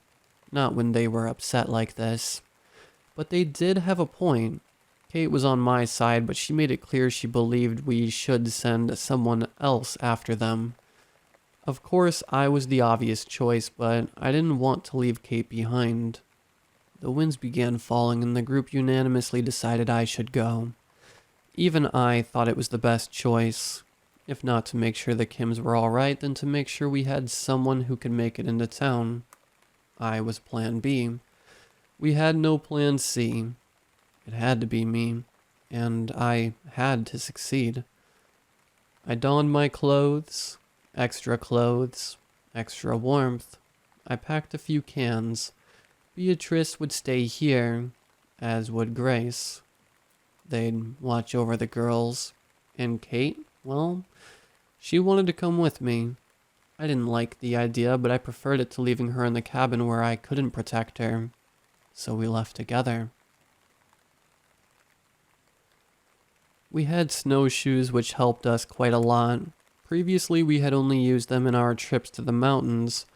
The storms had never been this bad before, not enough to warrant this kind of extremity.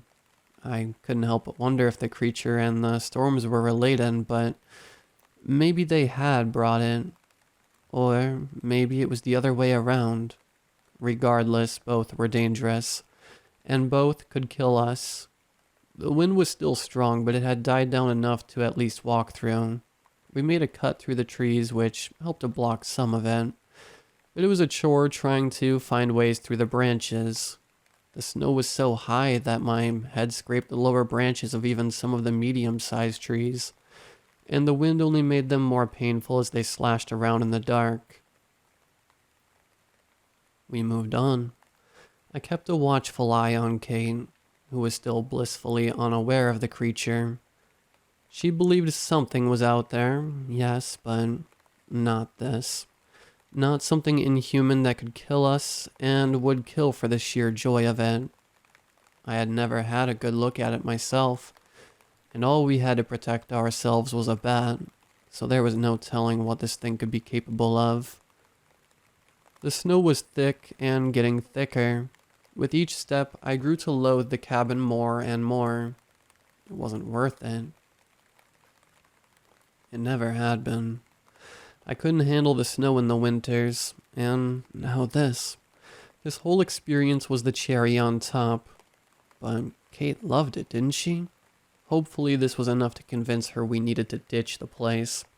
And to think we wouldn't even be here if Kate would just learn not to be so forgetful. We walked in relative silence as the storm died down for the next few hours. The snow slowed us down considerably, but the snowshoes helped.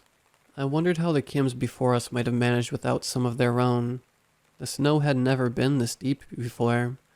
Usually, the storms just brought with them frigid air and high winds, kicking up the snow already existing on the ground, but this winter the snowfall never seemed to stop. With each passing day, the ground became further and further. How could the animals survive under all this? Do you remember our trip to the Bahamas? I asked out loud in the cold. Kate nodded but didn't say anything. Her face was pink. I really didn't want her being out here, but the alternative wasn't too much more appealing. What I would give to be back there. We'll go anywhere once we get out of this, she said to me, holding her arms close to her. It was hard to imagine such a warm place when I could feel the chill of winter in my bones. It was still only December. How was January going to look? I dreaded the thought of staying here throughout January. No more than dread, panic, fear. We wouldn't survive it. We couldn't. No amount of firewood would keep us from starving to death. We had to make it. I sped up as best I could. A few more hours passed and the clouds had thinned enough to see that it was daytime. It wouldn't be long now before another monster blizzard rolled in. But we were almost there. Almost there, but then what? Would we have to try to make it the rest of the way? The house came into view, a large one at the end of a long driveway. The yard was large and cleared of most trees, so we could see the house clearly as we crested the hill. Kate and I marched up the driveway buried by powder and towards the house's larger porch entrance. The door was locked. Not a good sign. Did the Kims make it? What about the back door? Kate asked. Back door. Of course. We moved around the house towards the back and found the sliding door lock broken. They had made it inside after all. The inside of the house was just as grandiose as the outside. Simple, but large. The tables were clean, the furniture was neat, and there was no sign of any kind of struggle like there had been in the Griffith household. David? I called into the empty husk. Aya? No reply. Kate and I looked at each other. Do you think they left for town? She said, I hope so. We split up and searched the sprawling household. I sent Kate to find food, and I managed to find a man cave in the basement that had a couple of hunting rifles. I also found another hatchet. When I made it back upstairs, Kate was stuffing a duffel bag with as many non-perishables she could find. It was such a relief to see so much food. Thank Christ the people who lived here had so much food. We could bring it back to the cabin and survive long enough until help arrived. Now that we knew the Kims had already left for town, it seemed like things were starting to look up. I desperately hoped nothing would sour it. I need to go to the bathroom, I told Kate. I'll be right back. Don't clog the toilet, she joked. Sweet Kate. Always trying to lighten the mood. I found a bathroom on the first floor and went. As I was washing my hands, something demanded my attention. Creaking floorboards above me. I opened the bathroom door and called out to Kate. She responded from the kitchen. Yeah? It wasn't her. Something was up there. I motioned for her to come to me, and she heard the creaking too. Something small, just the smallest of movements in an old house. It couldn't be the Kims, could it? They would have answered our call. The owners of the home? I doubted it. This place was too cold. Nobody had lived here in weeks. So what the hell was it? My mind assumed the worst. I found the bat and moved silently up the spiral staircase, poised to attack. It was all silent. Kate followed me up, looking from behind to see if she could spot the source of the noise. I located the door to the room and above the bathroom. It was closed. Quietly, I reached for the handle while Kate gripped my arm. It swung open with a creak. There was no monster inside. Just a person. A girl. Aya. She was curled at the foot of a bed on the far wall, rocking back and forth. Her eyes emerged from her shirt when she saw us, and she screamed. Maybe in fear, or maybe in relief. Kate pushed me out of the way and rushed up to the girl. She was wearing bloody clothes, but she looked physically fine. Aya began to bawl. What happened? She said, holding the teenager. She didn't say anything at first, and then she said, It got him. My blood turned to ice. What got who? Kate pressured. The monster. It killed him. She heaved. Kate looked to me with a mixture of fear and worry and sadness, and then back to poor Aya. She didn't say anything, but I knew exactly what she was thinking. I stepped out of the room and buried my face in my hands, wishing I could let out a scream. The distraction hadn't worked. Whatever this thing was, it was even smarter than I gave it credit for, and even faster than I had ever imagined possible. Somehow this thing was able to get to the Kims and come back to the cabin without me even noticing. I wanted to bash my head against the wall right then and there. What did this mean for us? Nobody was on their way into town, and the food at the cabin was scarce. Kate came out into the hallway with Aya, who was wrapped in blankets and staring at the ground with puffy eyes. They've been here since the last storm, she told me in a low voice. I already knew what she was going to say next. We need to take her back to the cabin. Are you insane? I blurted. Kate looked taken aback. I cooled myself off before continuing. We need to go into town, I said. It's the only way. The cabin is closer. Aya needs someplace warm to rest. She's in no condition to go out into that storm. If we leave now, we can make it. I clenched my jaw and stared at the wall. If we go back, We won't have another chance to get into town. We'll be snowed in. You know this. But now we have food. We can make it. Food? Kate, we need more than food to survive. What about that fucking monster out there? She crossed her arms. What are we supposed to do with Aya then? I sighed and started pacing. I don't know. We can't leave her here. I know we can't leave her here, just... Why don't you go into town? I can take her back. Fuck no. I whipped around to face her. No, I'm not going to let you go out there by yourself. She gave me a look of frustration. Then what? What other ideas do you have? I had none. God damn it. God damn it all. Everything was wrong. All of it. Just when it seemed we couldn't sink any deeper into the filthy snow, it was just piling up. We couldn't stay here. Aya was nearing hypothermia, and that was evidence enough. This house didn't have a fireplace. For Christ's sake. The only options were to leave Aya here and go into town, or to take her back to the cabin and hunker down until spring came, or at least until the storms died down in late January. I hated myself for entertaining the idea of leaving Aya here, but it was my best shot at getting Kate to safety. That was, assuming, of course, the prospect of not being hunted and killed by the creature. Besides, Kate would never go for it. Fuck. I said, okay, fine. Let's head back. Quickly. The next storm is coming. We hurried and combed the rest of the house for supplies. There was little of use besides a couple of spare batteries and a flashlight. We also got more blankets. Whatever else we could find in the kitchen, and loaded them into anything we could carry.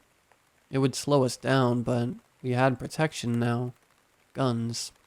We just needed to outpace the storm. Outside, a breeze had already begun to grow. A wind like this wouldn't normally mean anything, but in December, it meant only one thing. We had to move. I caught sight of a shed on our way out. I went to check it out in case it had anything we could use.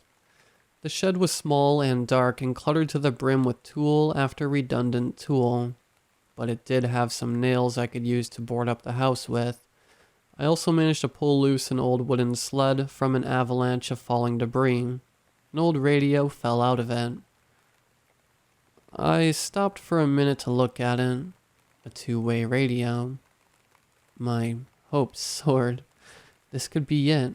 This could be our chance to call for help. I checked the bottom. It needed batteries. It was also busted. Maybe I could figure out how to fix it. I loaded in my already overstuffed bag and brought the sled out to the girls. We put everything we could onto it and strapped it down before heading out. As we walked, I kept an eye out for the creature. If it had managed to get to David, then it sure as hell could get us. We just had to keep moving. But with all of the extra weight and the extra person, we just weren't moving fast enough. Not to mention Aya didn't have snowshoes like us. Eventually, she had to hitch a ride on the sled while I struggled to pull her through the snow. Regardless, we were making okay time. I was sweating half to death and Aya wasn't looking so good.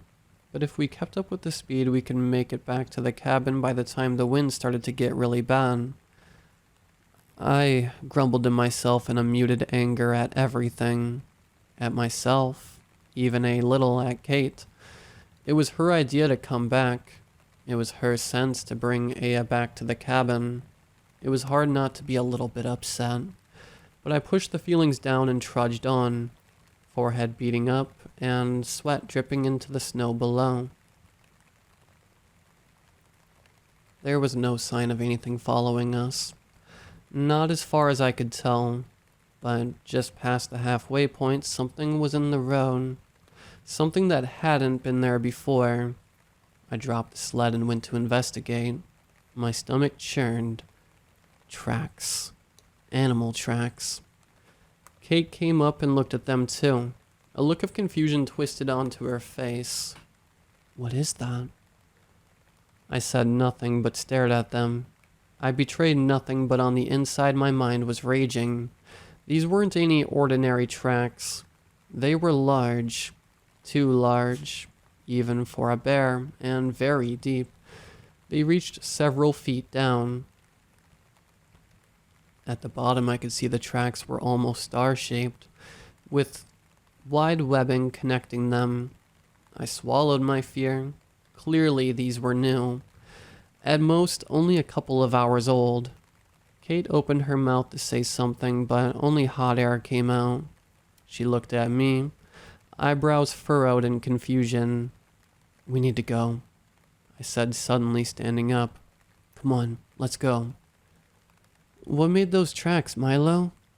Kate asked. I don't know. We're running out of time. Okay.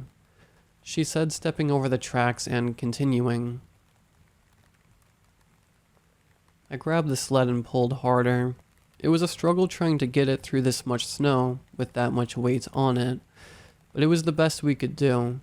I kept looking over my shoulder at Aya, who was strapped in blankets, and glancing beyond into the trees. I couldn't shake the feeling that we were being watched. We probably were. So why didn't it just come out and attack us already? The sky grew dark from a combination of the declining sun and the thickening of the cloud cover. The wind continued to grow and my heart beat from the effort of pulling the sled. But we couldn't stop. Not now. We were getting close. Off in the corner of my eye, I swore I saw something move. My neck snapped towards it, but whatever it was gone. Or maybe it was just a tree swaying in the wind. I felt like I was losing my mind. I steadied my breathing as best as I could and tried to keep up with Kate. I checked over my shoulder a few times just to make sure nothing was there. Aya sniffled from cold and fear and sadness over her lost father. After she was warmed up, it would only be a matter of time before she would reveal the creature for what it really was. What she saw. As much as I hated for Kate to know what was out in the snow with us, I knew that she would need to learn eventually. They all would, especially since we were in this for the long haul. Time grazed by ever so slowly, but we were almost there. The reflection of light off the snow helped to illuminate the area some, but the sky was almost black now, and the flurry of snow that was being whipped up didn't help.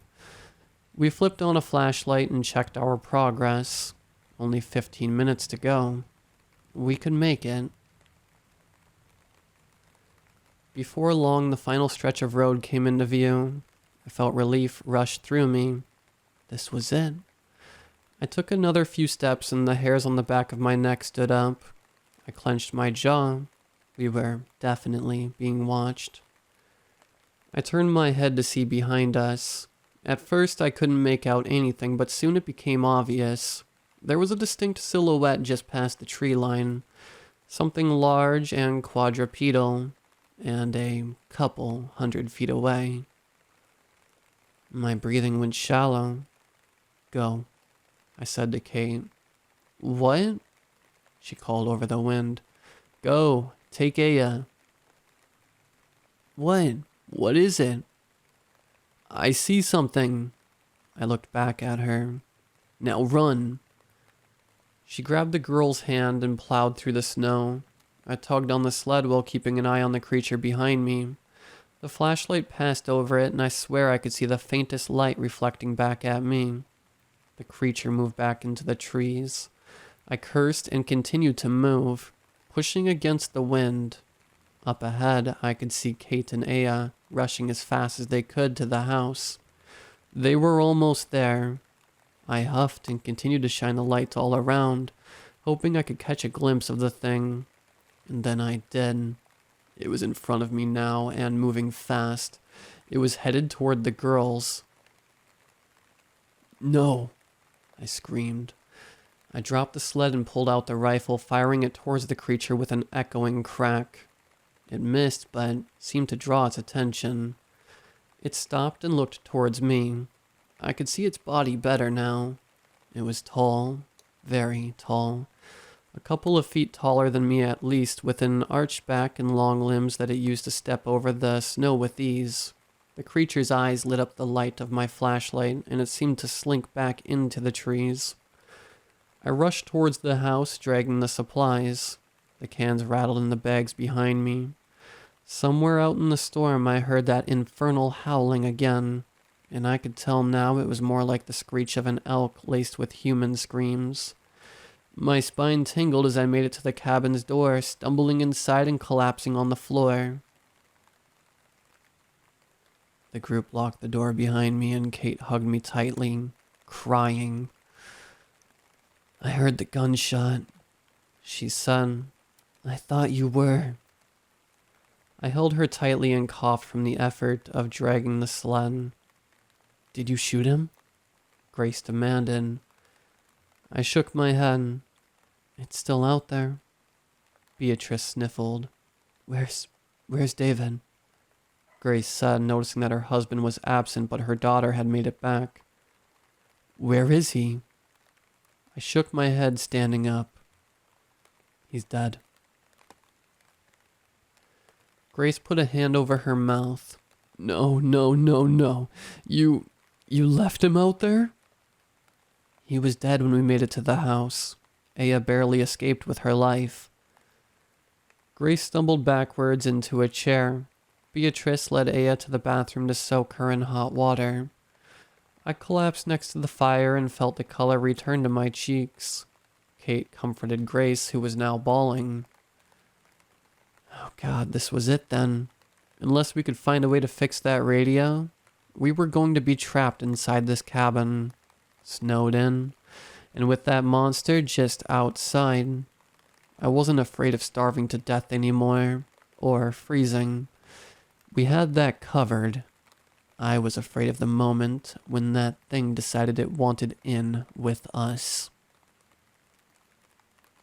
The wind never stopped, and the windows wobbled like they might shatter at any time. The group sat around the fire, not saying anything, but all feeling somber at the loss of another group member. They looked to me and waited anxiously for something, anything I could say to make them feel better. The good news, I said at last, is that we found a radio. If we can manage to fix it, we can call for help. No replies. Aya coughed, huddled in the corner with puffy eyes encased in a cocoon of blankets. The bad news, I continued, obviously, is that David is dead. Grace tried to hold in her tears. And he wasn't killed by a person. Kate furrowed her brow at me. Grace looked up in a sort of bewildered blankness. I've been trying to avoid this, but it's time you all knew. Beatrice looked down. She knew what I was going to say. Our stalker isn't human. Milo? Kate said. What are you talking about? I rubbed my face in my hands. It's not human, Kate. The thing that killed David and Joel and Charlie is some kind of animal. Bullshit, Grace stammered. It's true, Beatrice said. I've seen it. And Aya's seen it too. I sighed. What is it? Kate asked. She looked scared. I don't know, I admitted. I haven't gotten a good look at it. Whatever it is, it's smart. And it's big. And it won't stop until we're all dead. Aya muttered. All eyes turned to her. It can't be killed. It's only a matter of time until we all end up like my dad. Her glossy eyes reflected the fireplace. We're going to be fine. I lied. We have food and heat, and we have a radio, and weapons to protect ourselves with. Grace bit her fingernails in relief and anxiety. I don't understand, she said. I don't understand what's out there. Neither do I. Whatever it is, it hasn't tried to get inside. Yet, Aya said. The group shifted and looked out the window at the snow. But it was too dark. Nothing could be seen more than a few feet. That thing could be anywhere outside. We sat in silence for the better part of an hour, and gradually some of us began to fall into a light sleep. I sat by the glass and watched, thinking about how the window must be the only visible thing, illuminated by the warm light of the fire. The creature was out there, and I was sure as hell that it could see me, watching for it. Hopefully that was enough to deter it. I kept one of the rifles nearby just in case. The clock struck 5 a.m., and I could feel myself falling asleep. Kate came up next to me, and we both looked out into the storm. "Why didn't you tell me?" she said. "I don't know. I didn't want you to have to be afraid." "I'm a grown woman, you know." "I know, but it tears me up inside when you're in any kind of pain." "Do you think the creature is what you saw when you crashed the car?" I nodded. "Why didn't it kill you?" I shook my head. "I don't know." Secretly, I knew that it liked to toy with its victims. "Why don't you get some sleep? I'll keep watch." I agreed. I hadn't slept much at all those past few days. I needed the rest. "Wake me up if you see anything, or hear anything." She nodded and I kissed her on the head before finding a spot on the couch to lie down. In the darkness of sleep, I dreamt of a great forest of massive fir trees that stood silent in the snow. Among them were a dozen or so massive footprints of some demonic creature that dwarfed me.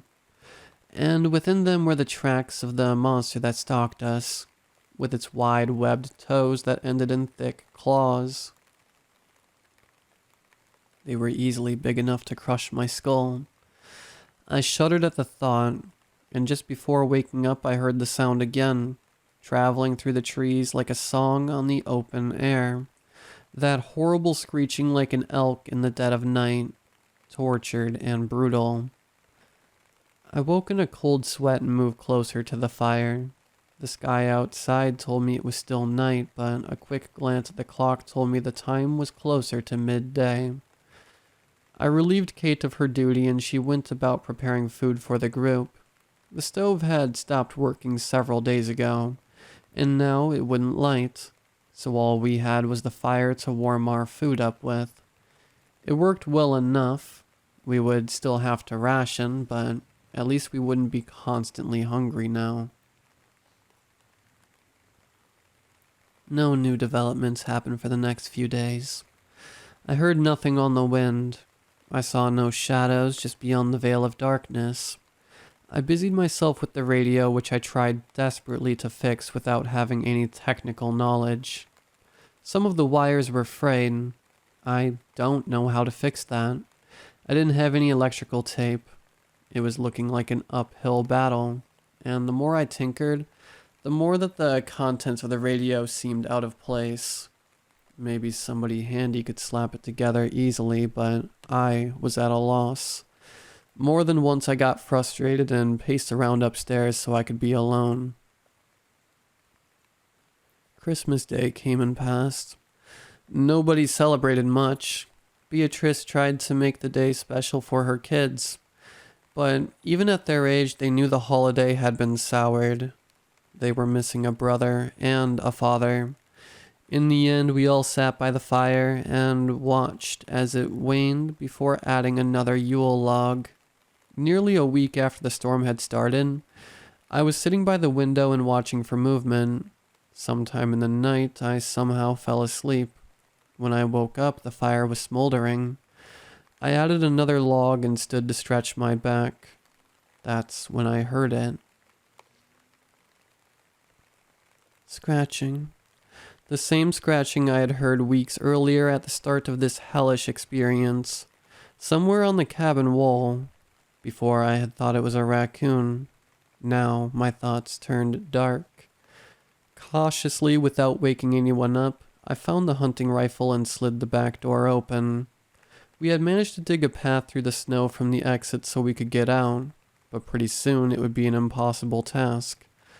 I crawled my way up to the top of the snow and started around the house. The drift was 5 feet at this point.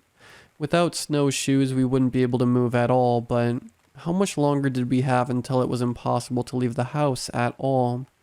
We'd be completely snowed in soon. Already the cabin had a thick layer of snow on it that I wasn't sure it had been built to handle.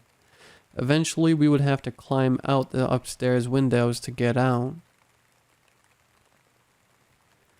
I stepped through the fresh snow and saw that it was still outside.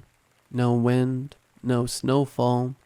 My breathing seemed to be the loudest thing apart from the sound of fresh snow breaking under my shoes. Whatever was clawing at the house had already heard me. I rounded the side of the house and saw nothing. Of course I did. Whatever this creature was, it was probably inside the walls already. Some raccoon. Or it was buried beneath a crust worth of frozen water and trying to hollow its burrow some more. I sighed and shone the light around. Despite the bright reflective snow, the sky was dark enough to make anything outside of my flashlight beam disappear instantly. Anything could be out there. I turned to head back inside but stopped when I noticed something peculiar. I hadn't noticed it before because the white snow and the darkness made it blend in. It was a hole. A hole dug along the side of the house towards the spot where the scratching had been. I took a couple more hesitant steps and peered into it. The hole was big. Too big for anything that could feasibly create it. How long had this been here? Judging by how little snow was inside, I guessed that it was constantly being tended to. At the bottom of the hole I could see the base of the house. The paneling had been clawed away, exposing the insulation and the pipes in certain places, but it wasn't right. Something wasn't right. It was surface level scratches, not something that was trying to get inside. Insulation had been torn out too, and that was going to be a whole other problem now. Being so close to the warmest room in the house, I was going to have to patch this thing up. I stood and looked around. That was going to take several minutes at least. I dreaded the idea of it. Why gouge out the side of the house like this? In my mind, it was the creature that did it. What else could have dug that hole? The hairs on my neck perked up. I swung the light around behind me, illuminating the tree line some 50 feet away. Instantly, my chest tightened up and I struggled to move at all. There it was. 2 eyes gleaming in the light of my torch.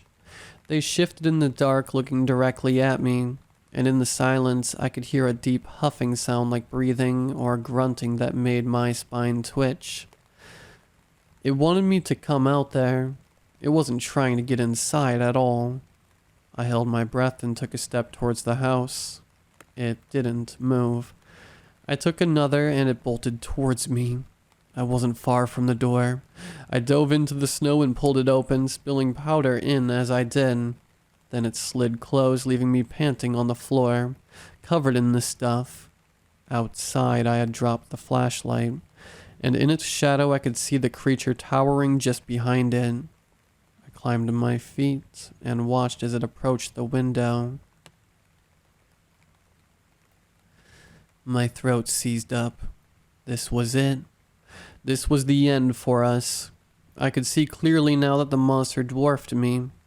It could easily smash the glass with just one swipe. From the light of the fireplace spilling out into the dark, it was easy to notice that it was at least 8 or 9 feet tall, with impossibly long and muscular front legs that it used to stand in the snow. Each one was as tall as me and probably weighed enough to be placed in my resting weight category. Its shoulders and neck were strong too, like a bison or buffalo or bear. The spine was long and curved downward steeply, eventually ending in 2 legs about half as long as the front but with backwards knees. Along the shoulders, chest, and down the back was long and thick dark fur. The rest of the body hair was shorter, but just as thick. The head of the monster was what immediately caught my attention. It was massive, supported by its bulking musculature. The closest thing I can describe to it is a deer skull with a long pointed snout, and teeth set in to make it look like it was constantly grimacing. It had two massive hulking antlers as well, but the skin was too close to the bone, like it was stretched unnaturally, like a balloon about to burst. Its eyes were large and deep set, and I could see now that they were pitch black but glazed over with white, almost like it was blind. But it wasn't. Every now and again the light caught the white patches in its eyes as it stared through the glass at me, reflecting the light as if it were a cat. It stood there breathing heavily so that I could hear the grunting through the window. I could sense an intelligence inside of it, an understanding that I was afraid, that my heart had climbed into my mouth and I wouldn't be able to do anything to stop this thing if it decided it wanted to break the window. The rest of the group slept, ignorant of the horror that was right outside. I saw it turn its head and twitch its eyes between each sleeping occupant, teeth still grimacing like a rotten corpse's would. Hot breath spilled out between its black gums, and it was close enough to the window now that I saw the glass fog up a little. I didn't know what to do. I stood helpless, shaking like a leaf as this thing watched the group, probably assessing whether or not it wanted to kill us now. Its eyes moved to Beatrice, then to Aya, to Grace, the Griffith girls, and then landed on Kate, closest to the window and within snapping distance of its massive jaws. My stomach twisted in on itself as I saw Kate's helpless body be sized up by this unholy abomination. Instinctively, I screamed at it and waved my arms. It looked to me. The gun. I needed the gun. I looked around for where I had left it. Behind me, Grace was waking up, trying to figure out why I was screaming. Beatrice's eyes fluttered open as well, but it was too late. I could see the monster slinking back into the shadows again, disappearing completely from view. What is it? Grace said, sitting upright, and with a twinge of panic in her voice. I sat down next to the fire, breathing heavily, and looking out the window. Nothing. It's gone now. We need to board up the windows. Kate looked at the window I was staring at and stepped away from it, sitting down next to me. You saw it? I nodded. It's clawing away at the insulation. It's trying to freeze us out. The Griffith girl stifled tears. What? Grace said, confused. There's a hole in the wall over there. I motioned. On the outside. The group shifted uncomfortably. The monster was getting bolder. As much as I hated the idea of not being able to see outside, the windows needed to be boarded up if we were going to protect ourselves from this thing. We gathered the boards that I had sitting in the attic from an old project and got to work nailing the windows. When we ran out of wood, we started smashing furniture and using that. In a few hours' time, we had closed up every peeping hole into the house except for the sliding glass door. We managed to pull a bookcase in front of it, leaving a small sliver we could peek into with the storm with. By the time we had finished, the storm outside was already well on its way back, but I still needed to fix the hole in the wall outside. I employed Grace to hold the gun and watch my back. Inside, I had found a slab of styrofoam from some old furniture set we had bought. I stuffed as much as I could into the hole and got to work boarding it up, wind threatening to pull the flashlight from my mouth and teeth along with it. Behind me, Grace stood at the ready, watching for any movement. We managed to get the problem fixed, but I wasn't sure for how long. The creature could be back at any time and tear the house a new one easily. We made it back inside, shaking the snow off ourselves and pushing the bookcase back in place. I had to find out how to fix that radio. It was our only shot of making it out of here alive. The group sat by the fire, and one by one we dozed in and out of sleep once more. The perpetual darkness outside was making it hard to tell the time of day. To our bodies, it was always night. We were always tired.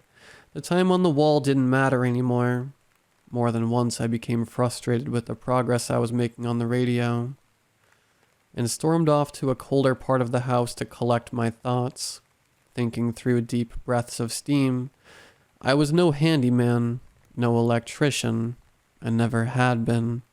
It seemed like a simple task, fixing a radio, but I still struggled to even diagnose a problem with it.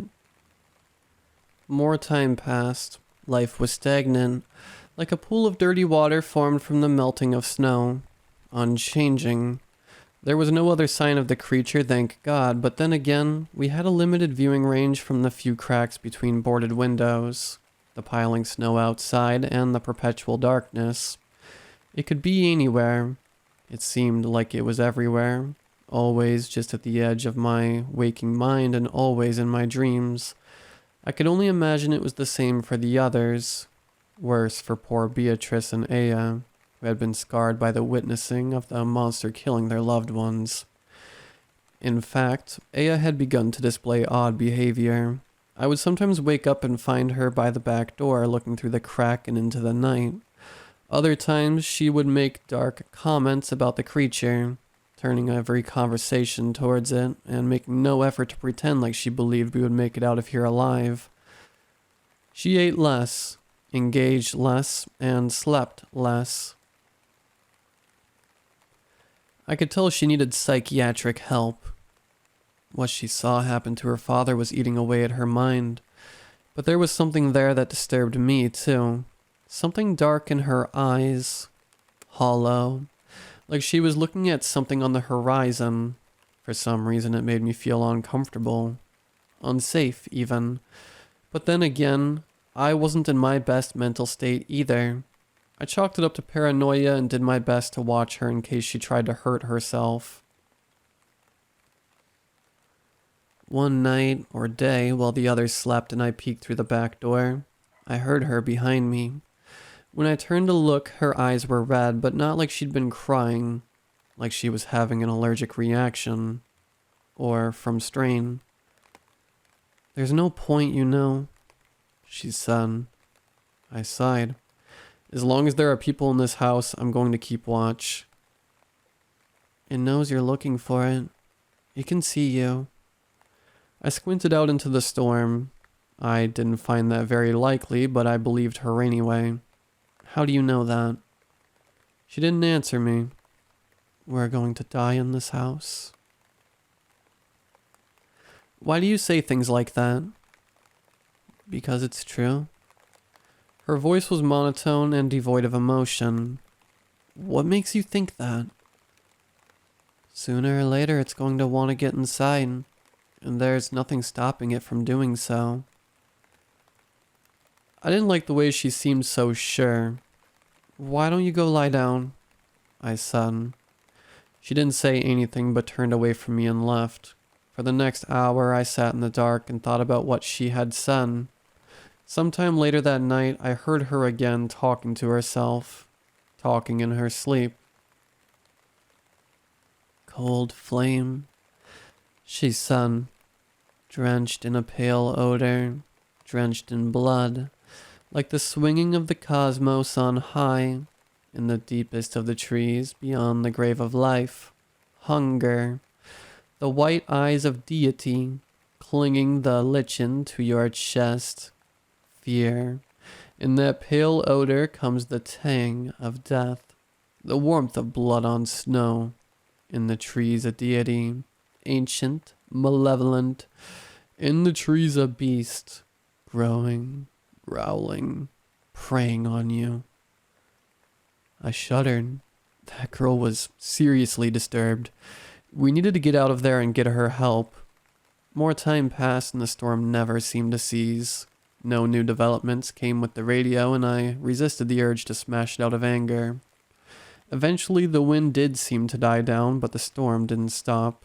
It was enough to be able to move outside, though. Like an eye of a hurricane, I took the opportunity to pull the group together and explain our situation. I don't understand, Grace said. You want us to go out there? Yes, I explained again. In 2 groups. Why? We need firewood before the snow gets too high and we become trapped in here. What's wrong with the wood we have? It's fine, but I want to get more. In case the storm lasts longer into the season, we might run out if that happens. But I thought you had that radio. We're not staying here all winter. No, I sighed. But we need to be prepared for all possibilities. I don't know if I can fix it. I could tell Grace was upset with me. I don't understand what's so hard about it. David would be able to fix it. I rubbed the bridge of my nose. I'm not David. Clearly. I think, Kate bumped in, we should focus on surviving. Nobody wanted anything bad to happen, but... Oh, you're just glad that your husband is still alive, Grace said, eyes wet. Excuse me? Oh, don't play dumb. We all know you volunteered Dave so you could stay here.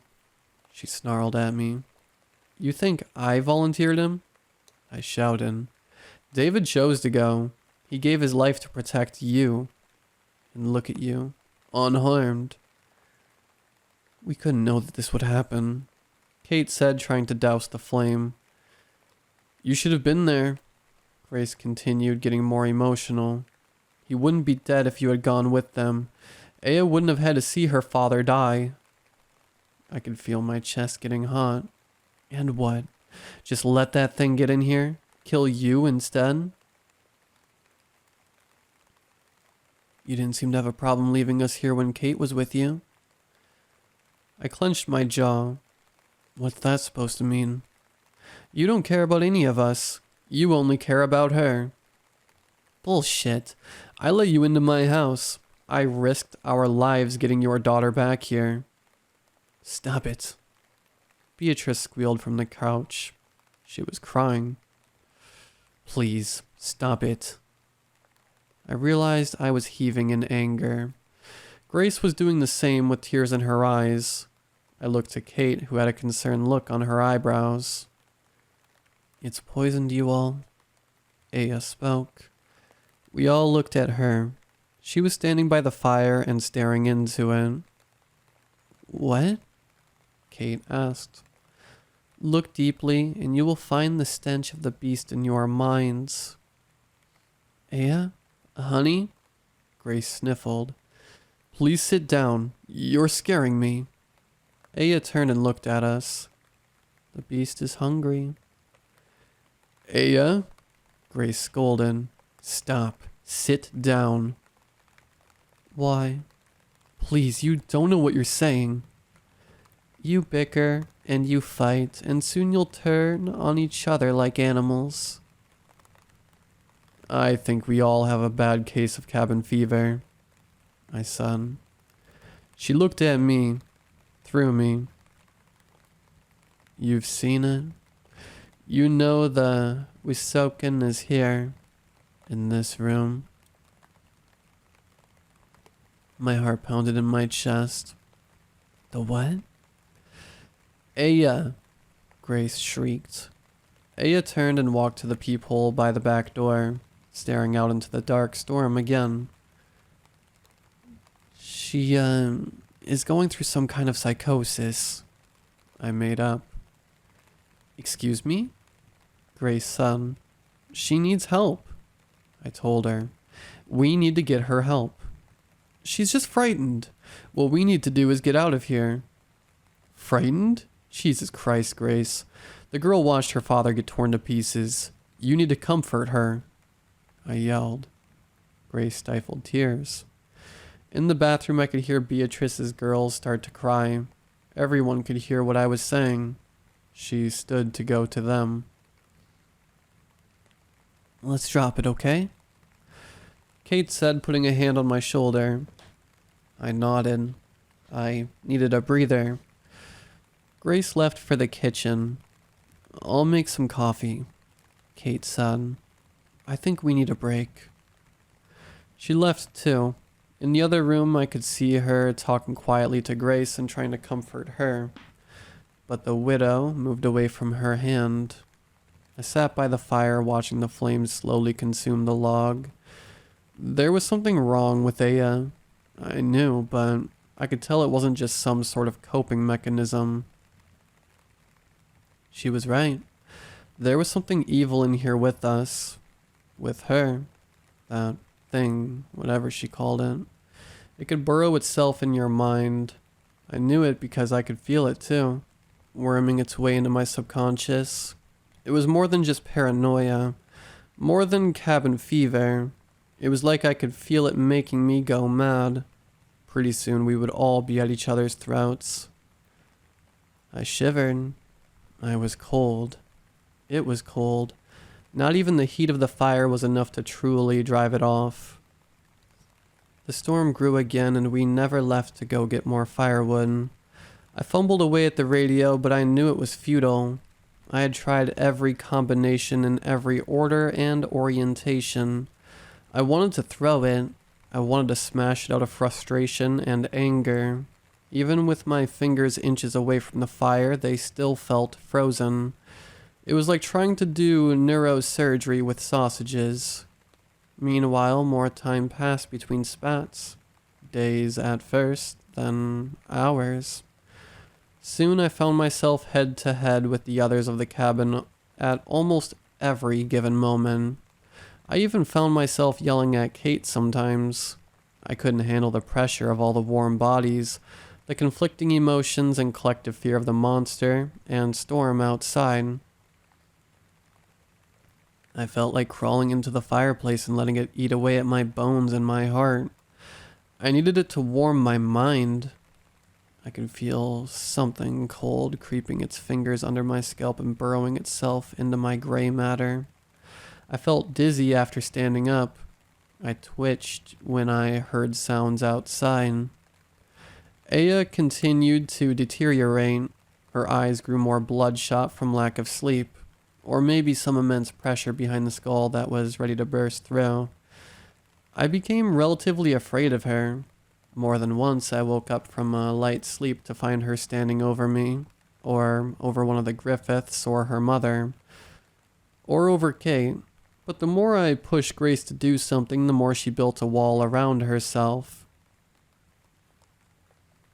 Sometimes when she thought I was asleep, Aya would speak to the walls. I could only ever catch fragments of her conversation, but whenever her lips would part, and the whispering voice like cold wind came through, I shivered at the thought. No, the feeling that something was just on the other side looking for a way in. I knew it was out there too, because it constantly reminded us as it scraped away at the cabin's paneling from time to time, or howled its horrible death call on the wind. One night, I lay on my side, on the couch watching the fire. The radio was in front of me, still busted. I hadn't even tried to fix it for several days. My mind was aching to get out of the cabin, but the only bud of hope was hopelessly wrecked. Out of boredom and desperation, I picked it up one last time and began pulling wires from their outlets, exposing the frayed inside. I haphazardly connected the pieces together to see what, if anything, would happen. At that point, I knew I would never be able to fix it, so I figured I might as well try everything, even if it would completely destroy the thing. A spark shot from the wires and missed my finger. I threaded the copper together and something crackled. I blinked.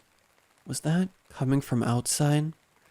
The static returned and I shot upright, still holding the wires in place. Shit, that was coming from the radio. I rapidly hit the button on the top and turned the dial, hoping I could find something. My stomach twisted into knots of adrenaline. Unhooking the microphone, I brought it to my mouth. SOS, I said. SOS. We're trapped and dying. With effort, I managed to sputter out my address and waited for a response. I was met with the sound of radio static. Hello? Hello? I need emergency rescue. Anyone there? Still nothing. I hit the button some more times. The receiver squealed, picked up the sound of a low growl, and short-circuited, electrocuting my hand. I dropped the radio and it smoked, now completely and utterly fried. That was it. That was our only lifeline. And now Kate and I were going to die out here. Kate was going to die because we had to go back to the cabin instead of leaving. I screamed and stomped on the broken machine. The adrenaline of hope was deformed into rage. Pieces of the radio went flying and cold tears formed at the corners of my eyes. The others woke up and Kate rushed to my side, holding my chest while I breathed. Wiping my eyes off on my arm, I looked around the room. I could see the shocked face of Grace, the confusion on Beatrice's, how scared the little girls were. Kate was concerned and sad for me. "What in the hell is wrong with you?" Grace shouted. "It's fucking broken," I spat. Nothing. We're going to die here," I fumed. Grace stood up and pushed me. "We're going to die because of you. You should have gone with David. You even had the chance to make it to town after you went after him. It's all your fault, and now you've destroyed our last hope." Out of the corner of my eye, I saw Aya escort the children to the bathroom, where I assumed she had a hot bath running. I pushed Grace out of the way and kicked the radio bits some more as I walked past. "It came on," I said, "and it short-circuited. Nobody was on the other side. Face it, we're all a fucking alone out here, and that's how it's going to stay." I crouched by the fire and turned the log, still breathing heavily. Grace sat down and buried her face in her hands. Kate sat next to me and pet my back. I leaned my head against hers. We all sat in misery for the next few minutes as the wind shook the foundation of the house. We were all too tired of fighting with each other. There was no point anymore. We were all shells of our former selves, ghouls of skin and bone and full of icy anger at ourselves and at each other. Eventually the group began to fall asleep again, but I remained at the fireside, staring into the flames that I'd grown so accustomed to watching. It was the only source of light, the only source of warmth, and we all huddled around it like primitive Neanderthals trying to survive something much greater than ourselves, so much bigger. We were tiny specks in the eyes of the storm and playthings for the beast outside. Prey. We were mice being swatted by a cat. I got up and headed to the bathroom. I'd forgotten that Aya and Beatrice's little girls were in there. I walked in on Aya crouched by the bathtub. Her head snapped to meet me, and I could see her eyes were horribly dilated and wild. Blood dripped from her teeth. "Aya, you're bleeding," I started. I didn't finish because I noticed the blood was not her own. Lying in the tub were the gutted remains of Sarah and Elizabeth Griffith, their shining organs still steaming with the heat of their bodies.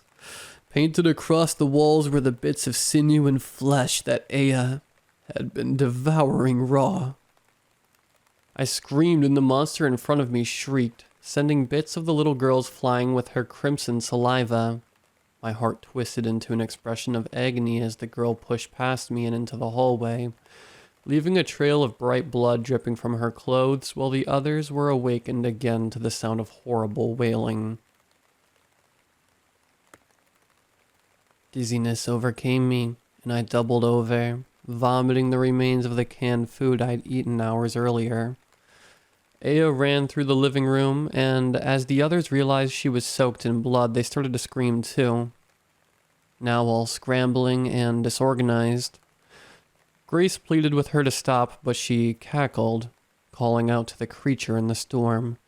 In one swift motion, she catapulted herself over the couch and pulled the bookshelf down so she could get at the back door.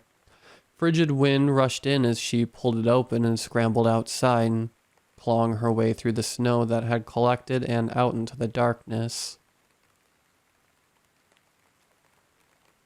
Grace screamed for someone to do something. I yelled back in desperation and blamed her for not watching her daughter. Meanwhile, Beatrice, who realized her daughters were not in the living room with us, ran to the bathroom and shrieked with all the heart-wrenching agony of a mother who had lost everything and fainted.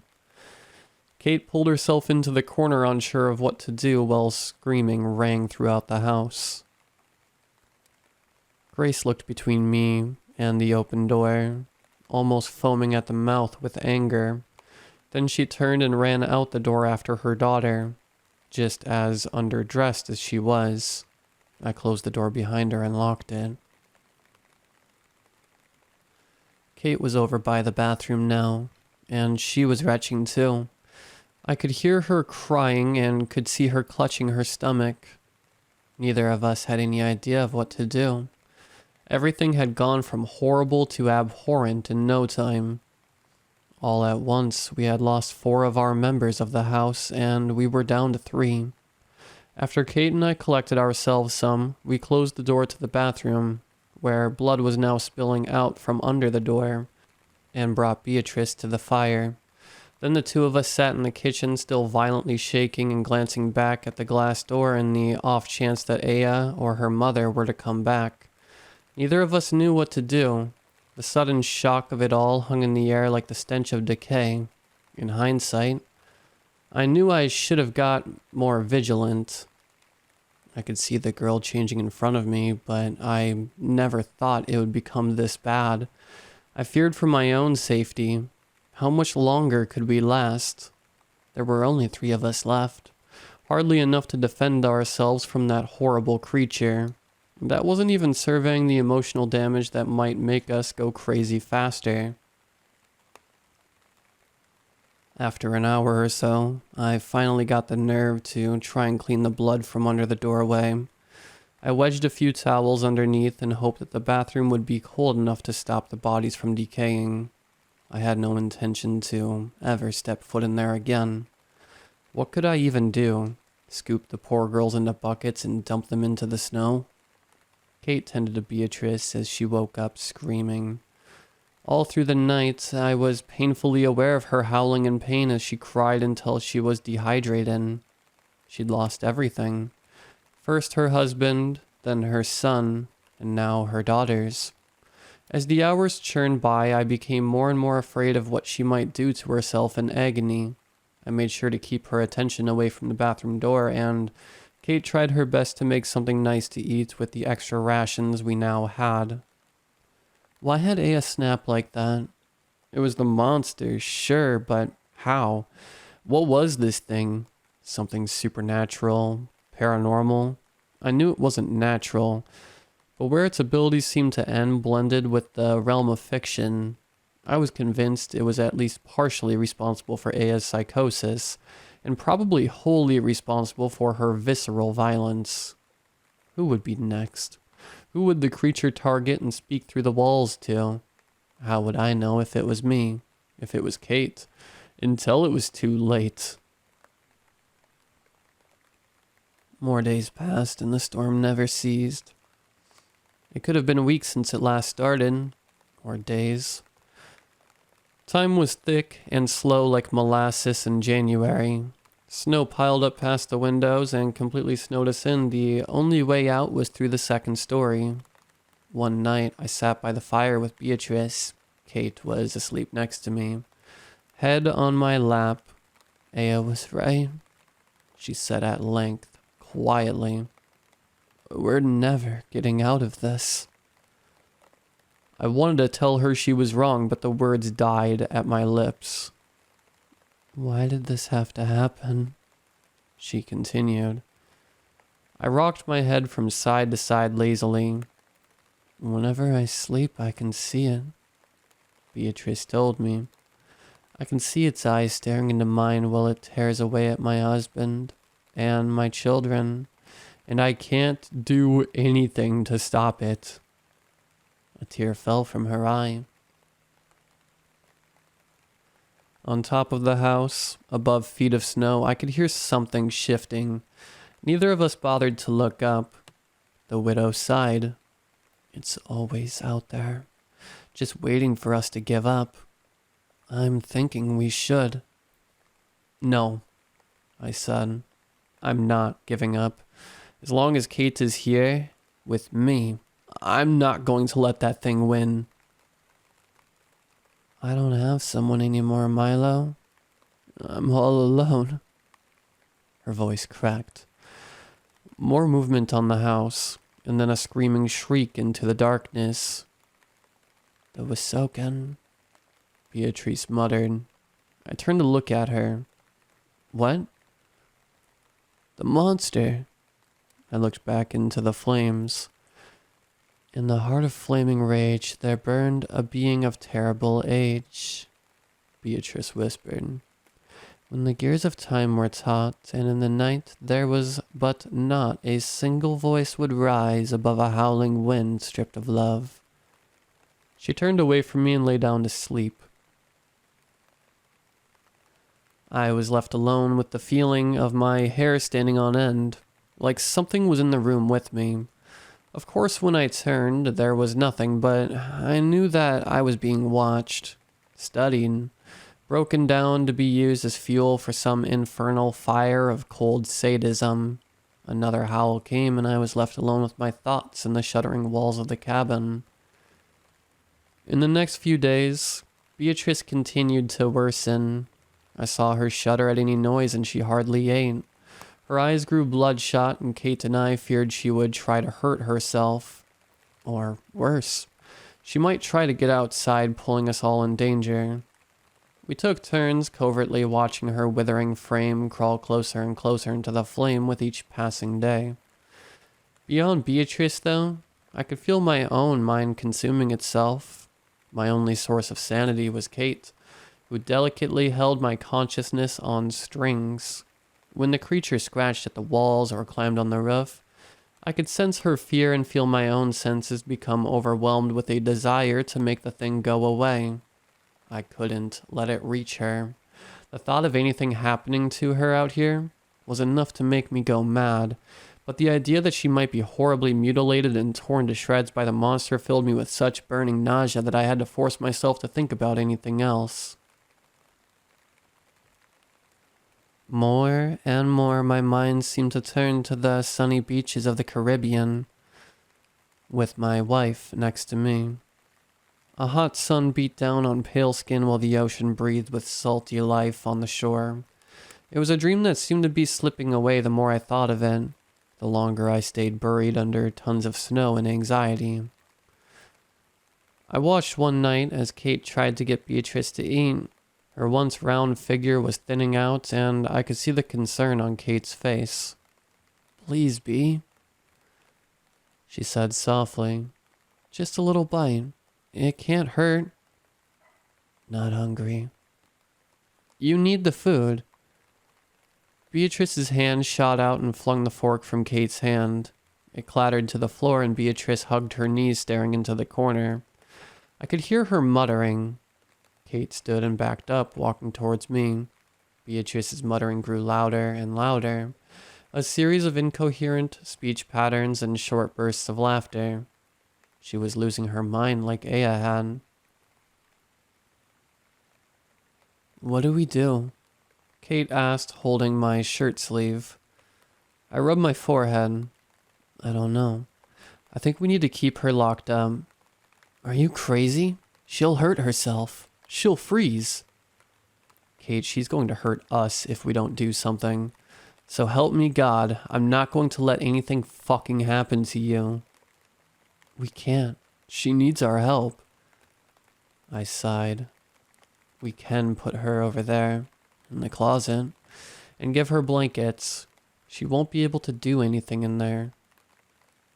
Kate looked back and forth between the rocking woman and the door of the coat closet. Okay, she whispered.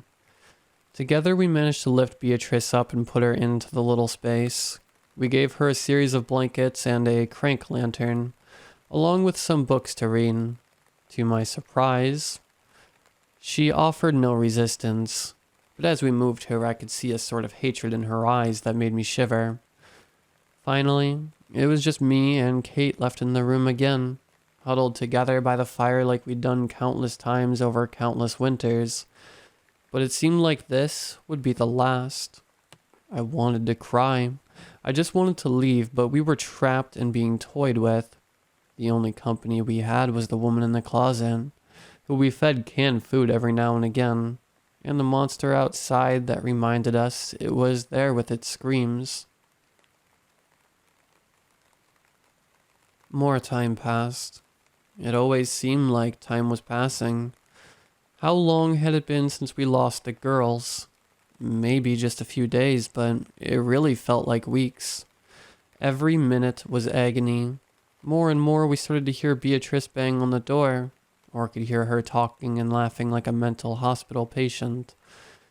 When we opened the door to feed her, we saw that she had stopped cranking the lantern and was living in complete darkness. Even the books had been torn and she was huddled in the corner. It seemed like she was never sleeping. I caught a glimpse of her eyes and saw they were crimson like Aya's had been. All the time my body felt like I was being stretched thin. I felt claustrophobic, anxious, cold. Like Beatrice, I couldn't sleep. I was afraid something was happening to me too, but worst of all was the creeping dread. The constant reminder that we were being hunted, the slow build-up to what felt like a catastrophic climax. Like our lives were just some sick form of entertainment for this monster. It came closer to the house. It was louder. It came more often. My hair seemed to stand on end at all times, like electricity was building in the air, ready to discharge in a bolt of lightning at any moment. The worst part was that there was nothing I could do to stop it from simply breaking in and killing us while we slept. It all came crashing down when I heard the digging by the back door. Kate was asleep. Beatrice was silent. But there was the unmistakable sound of the monster outside, huffing mechanically as snow was shoveled out of the way. I pulled aside the bookcase to see its long arms reaching into the hole and pulling massive chunks of powdery snow out with its wid hands. A pit reaching from the top layer all the way down to the door frame. I caught sight of its eyes as it pulled the last bit of snow out, glittering in the faint light of the house. I let out a screech that pierced through the air and made the window shudder. I winced and covered my ears, and Kate snapped awake. But by the time she had made it to me, the monster had already gone. I held her back with one hand and gripped the rifle in the other, scanning the darkness for signs of movement. This was it. I was sure of it. It was going to try to get inside. Nothing moved, save for the snow, being pulled by the hurricane wind. Then, tumbling into the pit, was a frozen body. It was Aya. She landed face up, and I could see her grotesque face crusted with blackened skin. Her lips were curled back, exposing her gums and teeth still red with frozen blood. Her eyelids were similarly stuck open, and the look of her horribly disfigured body made me want to gag. Then she moved. I jumped backwards, and Kate stood behind me, standing on her toes to look over my shoulder. Aya's body twitched, legs and arms bending over so slightly at the frozen joints, and she climbed to her feet like a robot brought to life. Kate screamed, and I held the gun at the horrible aberration of nature in front of us. Aya's stiff fingers, still curled, reached for the handle of the door and tried to pull at it. Jesus Christ, she was trying to get inside. I looked into the eyes of the ghoul. I couldn't tell if they were alive or dead. They could barely move in their sockets, but I sensed a sort of recognition in them when they saw me. If her lips weren't stuck into a permanent sneer, I swear she would have smiled. She continued to pull at the door, but it was locked. I resisted the urge to put the thing out of its misery. She was hopelessly immobile, stumbling at every jerk of the handle. Fingers permanently curled and blackened. After a moment, she put her hand on the glass and tried to break it with her fist, but she was still too slow, her flesh too frozen. Kate and I backed away from the door as a sound came from the front door. A knocking. My heart was squeezed in my chest, and Kate and I held each other. A short trip to the other door revealed it was Grace. Body and face disfigured just as much as her daughter's, but with sort of agonizing pain in her eyes that made me want to tear my own out. Kate whimpered. We were being surrounded by the horrible things. What would be next? David's body would appear. Joel's? The answer came from the closet door. Inside, Beatrice screamed and professed her love for the creature of the storm while she tried desperately to break free. The handle came loose and the door burst open, revealing her withering body. Eyes so bloodshot that tears of red were actually coming from her eyes. She smiled with cracked lips and cackled before barreling towards me and Kate. I panicked and shot at the woman. The bullet hit a lamp and she launched herself over the sofa with inhuman speed. I shot again and tore a hole in the cushions. She slid into the kitchen, coming to a stop at the knives, and pulled the biggest, sharpest one she could find. I screamed for Kate to get behind me as the woman charged. I shot again and it hit her in the stomach, but only did little to stop her. She hobbled towards me still. I fired another shot, the sound making my exposed ears ring, and the bullet lodged itself in her arm. She howled in bloodlust-soaked rage and turned to the glass door next to her, where Aya was still trying to break in. Before I could do anything, Beatrice grabbed the knife at the glass and it cracked. She lifted her arm for another strike, but she was stopped when another shot went through her skull and her sick mind came flying out the other side. Kate cowered and hid her face in my shirt. I shook as Beatrice's body collapsed, and I swear I saw it twitching still. My eyes went to face the back door, where Aya was steadily knocking at the damaged area. The spiderweb cracks grew and my stomach churned as I realized what was about to happen. The glass came down all at once and the frigid storm came blowing into the house. Aya stumbled after us, jaws agape, and I shot her 4 times before she fell to the ground. Now we were exposed. The snow blew into the house and the fireplace shuddered. We were going to die. Outside, the screech of the horrible monster could be heard. It was coming for us now. Upstairs, I screamed at Kate. Go upstairs. She sprinted for the staircase as the sound of a massive body hit the ground. I turned to see the beast, grinning to expose its teeth and crouching down just to fit inside. It shrieked again, like the sound of a dying deer, and scrambled after us. I fired the rest of the rounds into the monster, but it was no use. I was out of ammo.